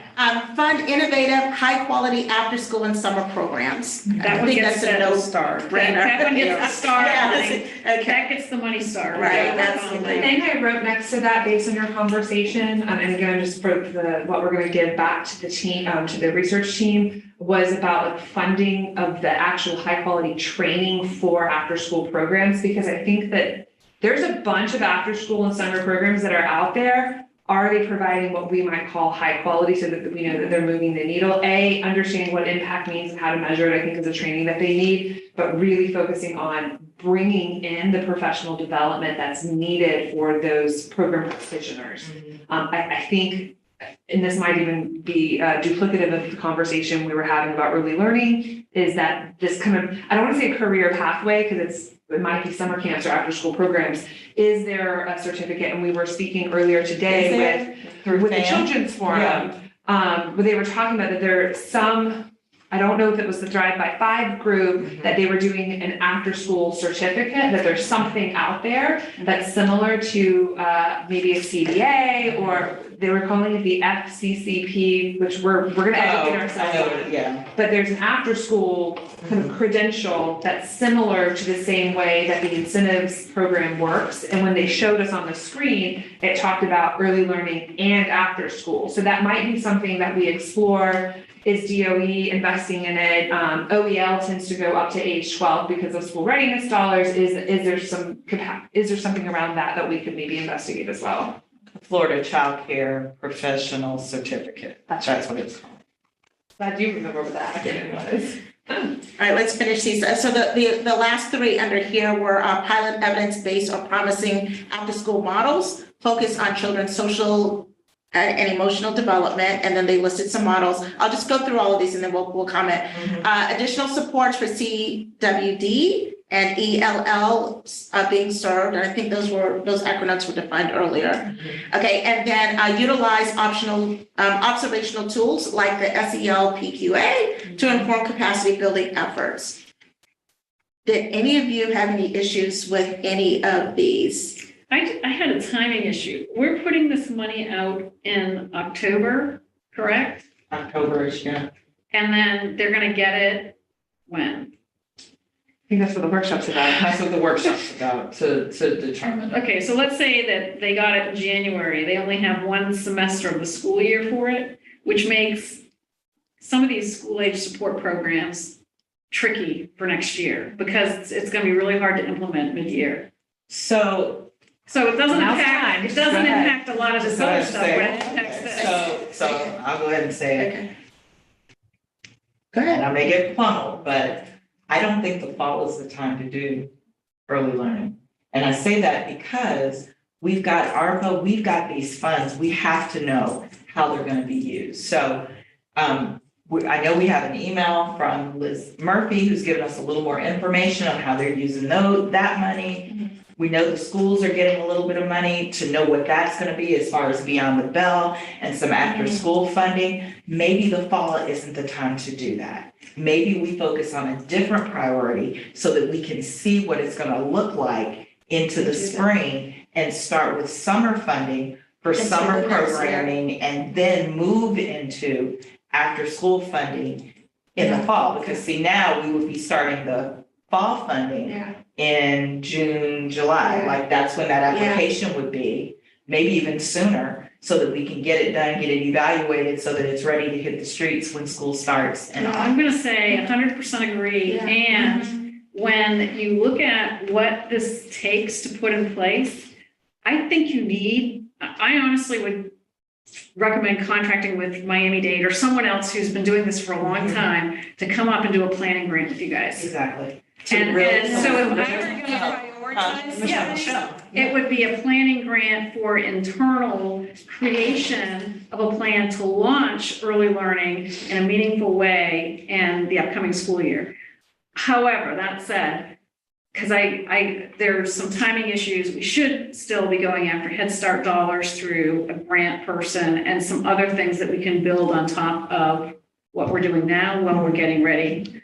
And I think we've got some other projects that we're looking at. We've been working with Early Learning Leon, both the hospitals on a Birth to 3 project, which, brain bags. Maybe the council will want to invest in that so that there is some early learning that's going on with parents as the first teachers from birth to 3. So I want to be clear. I'm not saying don't do anything. What I'm saying is we are still very new and have some work to do to ensure that we're not just throwing money out there with no real plan on how it's going to work. But there are some things that we can do. I think the incentive program, that definitely needs to be on our radar to look at. And that is something we can do. It is run by a totally different entity, and then maybe this Birth to 3, and that gets us in an early learning space to complement in areas where that ARPA funding definitely is. And VPK programs are run by faith-based groups, for-profit, nonprofit, you name it, right? Mm-hmm. So it's a lot easier to say we're going to start in September with those guys because you're not trying to run everything through the school district. Absolutely. So I would agree highly that this high-quality school readiness piece, that is like a big, I think that one for sure, because you're creating that incentive market is great and would be a high priority for next year. And then, maybe under the school age supports, if we could add in that planning grant idea or something so that people don't think we're letting it fall off the track. Okay. So can you please make that, make that edit to this? So, as we look into this particular domain, we want the planning grant incorporated first and then this for next year. Just want to make sure it's documented. Okay. All right, real quick, Holly, and then we'll go to The the thing next. that's missing under Success in School and Life, that we've noted to them, that we're actually meeting with them about tomorrow, is juvenile crime deterrence. I know that our guest speaker actually brought that up. It's largely missed. It was missed in the series of the 9 recommendations, and so we've actually streamlined those 9 recommendations from the big gap analysis down into 5 that you guys will see in the final. But it's not addressed, plain and simple. So that's going to be something that we're asking them to for. incorporate. They did incorporate it into the informative programs inventory, but it was missed because I think of some of the language that was used to frame each of the priorities. It just seemed to be kind of left off. That school age supports was meant to capture juvenile crime deterrence, and it for whatever reason, it didn't land here. Yeah. So to Daryl's point, maybe in that wording, you can include Then, the sheriff. Remember he was talking about that aspect and maybe the judges too, or. Jack. that was Jack. Jack Forsyth. Yeah. And I'll tell you, we've already started Okay, engaging with I'm them, so we frequently can. confused with that.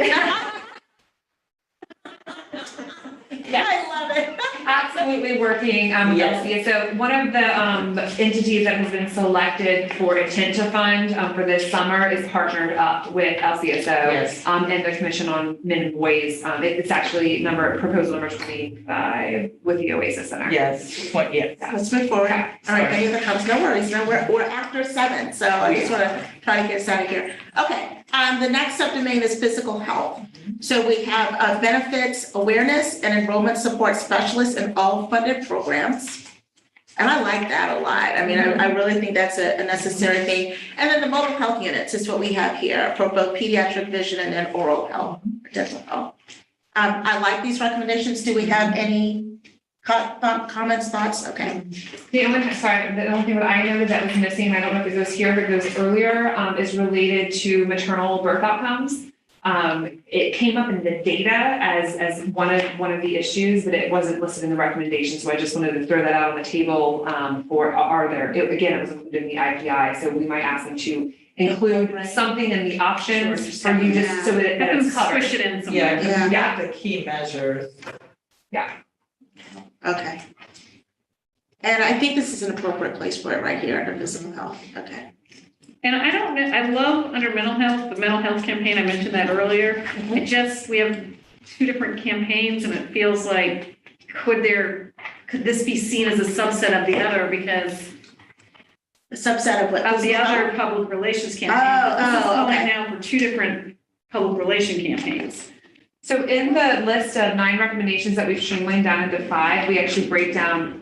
So if we were to do a PRITN, if you will, we could have several priorities. So keeping it separate on the options document, in my estimation, makes sense. But in the final list of recommendations, kind of merging them. Yeah. Okay. If they could just make a little bullet there, because I think that would help. To be clear, make it Just to clear. make it clear Yeah. so that it doesn't, Yeah, get lost. Okay, I like that. But I don't have any other issues with any other than mental health items. Okay. All right, the next one, youth development. So we have 3 here. Any issues with any of these? High quality youth development after school and summer programs. I love it. Pilot evidence based on promising youth development models. Yep. And then develop funder collaborations to fund and operate youth internship programs. I would say, can we change the word internship to just programs or something? Because fastest growing boot camps are really pre-apprenticeship programs. Okay. And the term internship is very few internships Okay. actually. So I think if we just can be a little bit softer, vaguer Yeah. in that wording. Okay, that's Would you fine. be comfortable with saying programs, for example, pre-apprenticeship programs, apprenticeships, internships? Well, I think if you go over to the right where it says, Okay. it kind of, Life skills, soft skills. yeah, you could add in on the right then apprenticeship and pre-apprenticeship programming or something Maybe over those. there. Yeah. Yeah. Love it. Okay, ladies, food and housing stability. So this is the one that I had issues with. To me, it just seems like, let's create these steering committees. in This these is where you're gonna communities. add your navigators in. Yeah, it's right here, so let's That's what add he them said, here. want to see, what I wrote was want to see more under housing, food stability, look at the Pinellas model for added community navigators. There we go, Yes. perfect, that's Yeah. perfect. Yeah, Okay. and I also put under this to reference anti-poverty work. While we absolutely have referenced in our gap analysis, the work by the Florida Chamber Foundation, there might be anti-poverty work that's generating out of some of the other CSCs. I know for a fact that Palm Beach is invested in that space, That's good. All right, hold on. which might also be the community navigator model. Yeah, it might All right, last but not least, we have the final one, which is enhanced Ooh, caregivers. So sorry, I also put in that one, and I don't know if it goes under that one or if it goes under enhanced supports for caregivers. The inventory of schools, centers, the neighborhood hubs issue, the model. While again, that's gonna be referenced in the final list of 5 recommended opportunities, I think is what we're calling them, the gap Now, analysis. I thought, Was that there? I have a note on that one. that was under physical health when we were talking about the mobile units, the mobile health units. was. And then That's where I it talked was. about Neighborhood hub. satellites and neighborhood hubs. That's where I thought it was. Because that's what I was- No, he Is had it it appropriate under, for both? He brought it up there. under physical health, is where he brought it up, but I do think, Where do you place it makes more sense? I think it's better under physical health. I don't know. I think it's so Under- much more than that, like, Under, well, I guess, yeah. could we put it under Put it under both with both. an asterisk, the same way we're gonna do Put it under PR? Okay. All right, and then enhanced caregivers. Pilot a set of evidence-based and or promising parenting programs. And then develop a system of model care where all family mental health providers are aligned and coordinate services. Under that mental health one, that needs another one of those. Yeah, Money from the funding. feds. Yeah. Who knows? Yeah. Okay. And so I also know that developing the system of care model, that really takes, in my mind, that's a larger conversation and collaboration with the community-based care agency, which is also the managing entity, Yeah. which is responsible for mental health in this circuit. And so I think it's a conversation there to really see what's out there and how do we ensure that we are allowing our kids and our families to get that mental health care that they need. They are now wanting to push that with the physicians. I just saw that today on the news, to start those screenings Yeah, at 6. yeah, great. Yeah, and I'm concerned about the way they have this set up at the $50,000 facilitator a year plus. It makes us sound like we're getting into something like a managing entity, to your point, Right, Beth. and we don't wanna, And It's I, going away. yeah, That whole column's going away. okay, this whole, okay. Yeah, we're all all- the all the estimate, road. the whole Right, the whole- estimate cost. right. No, I know, but I'm just saying, are we ready to say develop system of care model where all family mental health providers are aligned? I mean, that I think is it's more about the huge. collaboration. I don't know that we can develop that model. That's I right, think that's we my can point. collaborate I don't and think see. that's our role. Again, that's mission creep to me. The system of care, it is referenced in the list of 5 opportunities as how you're framing it as part of the larger conversation around Right. collaboration. Right, and it goes to the CSC being that convener and that group that says, okay, it's time for us all to come together and figure out what our roles are, Right. what our lanes are, To and address then, and what Well, our. then it needs to be reworded, That because is- we're not developing a system of care, we're convening a conversation, or we're leading the charge, or we're. Creating a collaboration Yeah. of providers, yeah. And I don't even know that it's creating the collaboration more so than forwarding the system, because the system of care model is there, it's just not working the way that we want it. And when I say that, Is it here in our community? so the system of care model is through the community-based care agency. On the mental health side, it's called the managing entity. And so they they are the ones that coordinate services and all of that for mental health services in our county and the other counties. Clearly, there needs to be more interaction to see how that's working, to see how it works outside of the dependency system, because they coordinated for the entire, From Pensacola all the way yeah, over Pensacola all the way over. halfway to Jacksonville almost. Yeah. So can you all work to? We'll work on the wordsmith wording on this? that, Yeah, and then please send it to, can y'all send it to committee members, make sure we're Absolutely. comfortable with that? Okay, Yes. perfect. Liza, you cool with that? Sounds good. Can you, I wrote down one thing, but I didn't clarify where it was, about the asterisk related to money from the feds. Which row was that? She said mental health, it's in mental health. Yeah, it's the second one. Under enhanced support, right? Or It's enhanced- under developed system of care model. Oh, it is under the developed system of care, so it is the same one we're talking about. Yes. Okay, so rework language already. they system just of care gotta- And add the language of related to money, federal yeah. dollars, okay. I was gonna say that some of the system of care work that's been done in this community was actually a federal SAMHSA grant back in 2015. And so it's been in this community for a while, Okay. some of this work, so. this one. Thank you all for this. They did a lot of work on this, and I appreciate us having the opportunity to kind of go through all of this. I know it was a lot, but this was helpful. And thank you all for capturing the feedback and making these recommendations so they can go back and make these changes. And then we'll bring it back to the council and have another long conversation about it. But yeah. No, I think that'll be good. peacefulness to you all. I know, that was great. Okay, any other comments or feedback with regards to the funding options for the staff? No, we're good. Okay. So moving right along. All right, so the next meeting date is to be determined. Yes. So it will be in June sometime, but I will rely on the staff to get that to us. The next meeting agenda. What are we gonna talk about our next meeting? I think it's gonna be determined by what comes out of the final report. Yeah. I think it will be determined on what comes out of the workshop and what comes out of budget and finance. So we got a lot of different moving pieces before we determine what that next. But I would imagine at the next committee, we would be contemplating what that priority Would be, for funding for Yeah. the fall would be, okay.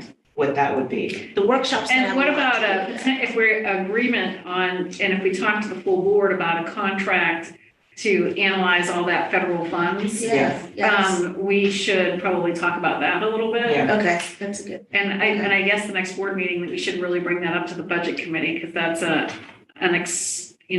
that would be a new expense, except you have somebody under consulting maybe we can use. We have some under consulting, but we'll be developing the new budget. The budget committee meets on Tuesday, and really we'll be talking about trim and valuation on that. And then when we meet on the 16th, we'll have the workshop from 1 to 3. Yeah. And then at 3, the council's first overall budget and trim discussion will happen as well. So it can be brought up there. Then we got another budget committee meeting, so we've got time to bring that up and get it into And maybe one of our lobbyist friends could give you an idea of what something like that costs. I think one of our lobbyist friends should be able to do that. The only thing I would add is, and I don't know if this committee wants to consider the focus of the July 28th meeting. Yes, so let's talk about that really quick before we let you go. So July 28th is when we want to take the final needs assessment and the opportunities that come out of that and really talk about it with the public. Yeah. So the providers in all areas, businesses, nonprofits, so anybody who's interested, and really talk about it so that they understand what the council's desire is when it comes to that. That way, we're all singing from the same sheet of music. When we go into that fall priority, whatever that is, it will be crystal clear which organizations would be looking at that funding. And just an opportunity to get out there and really have an open dialogue about what's going on, something that we can't really do at the committee meeting because, it's public comment and it's kind of one way. But now that it's finalized, this is our roadmap. This is literally our strategic plan and where we're moving. And then maybe even get from them where they see the priorities. So it's almost like a community forum. So we're sharing with them the needs assessment, what our priorities are, what we plan to do. They can comment and really have a conversation or a dialogue instead of Have a real conversation. Yeah, okay, that makes sense. So that's what we're gonna do on the 28th. Okay. And where's that gonna be again? We're thinking it's going to be at Lincoln Neighborhood Center. That's what we're thinking. Okay. And it'll be in the evening. We're just not sure what time yet. So we'll get all of that finalized before the June 16th meeting. Okay. But go ahead and put that on your calendar. I would say block out like 5:30 to Okay. maybe 7, 8. Do we have any member comments? I just want to compliment you on your leadership with this group. Thank you. You like sent it offline and you all landed it perfectly with this first cycle of funding. So it's really cool to watch. Thank you. Thank you for being a part of it. Thank you. Ms. McFadden, any comments? No, kudos too. I appreciate it. And I'm sorry that I missed the meeting when I was in DC. Fireworks, my dear, but I'm sure it's recorded. It was a good meeting, it was a good meeting.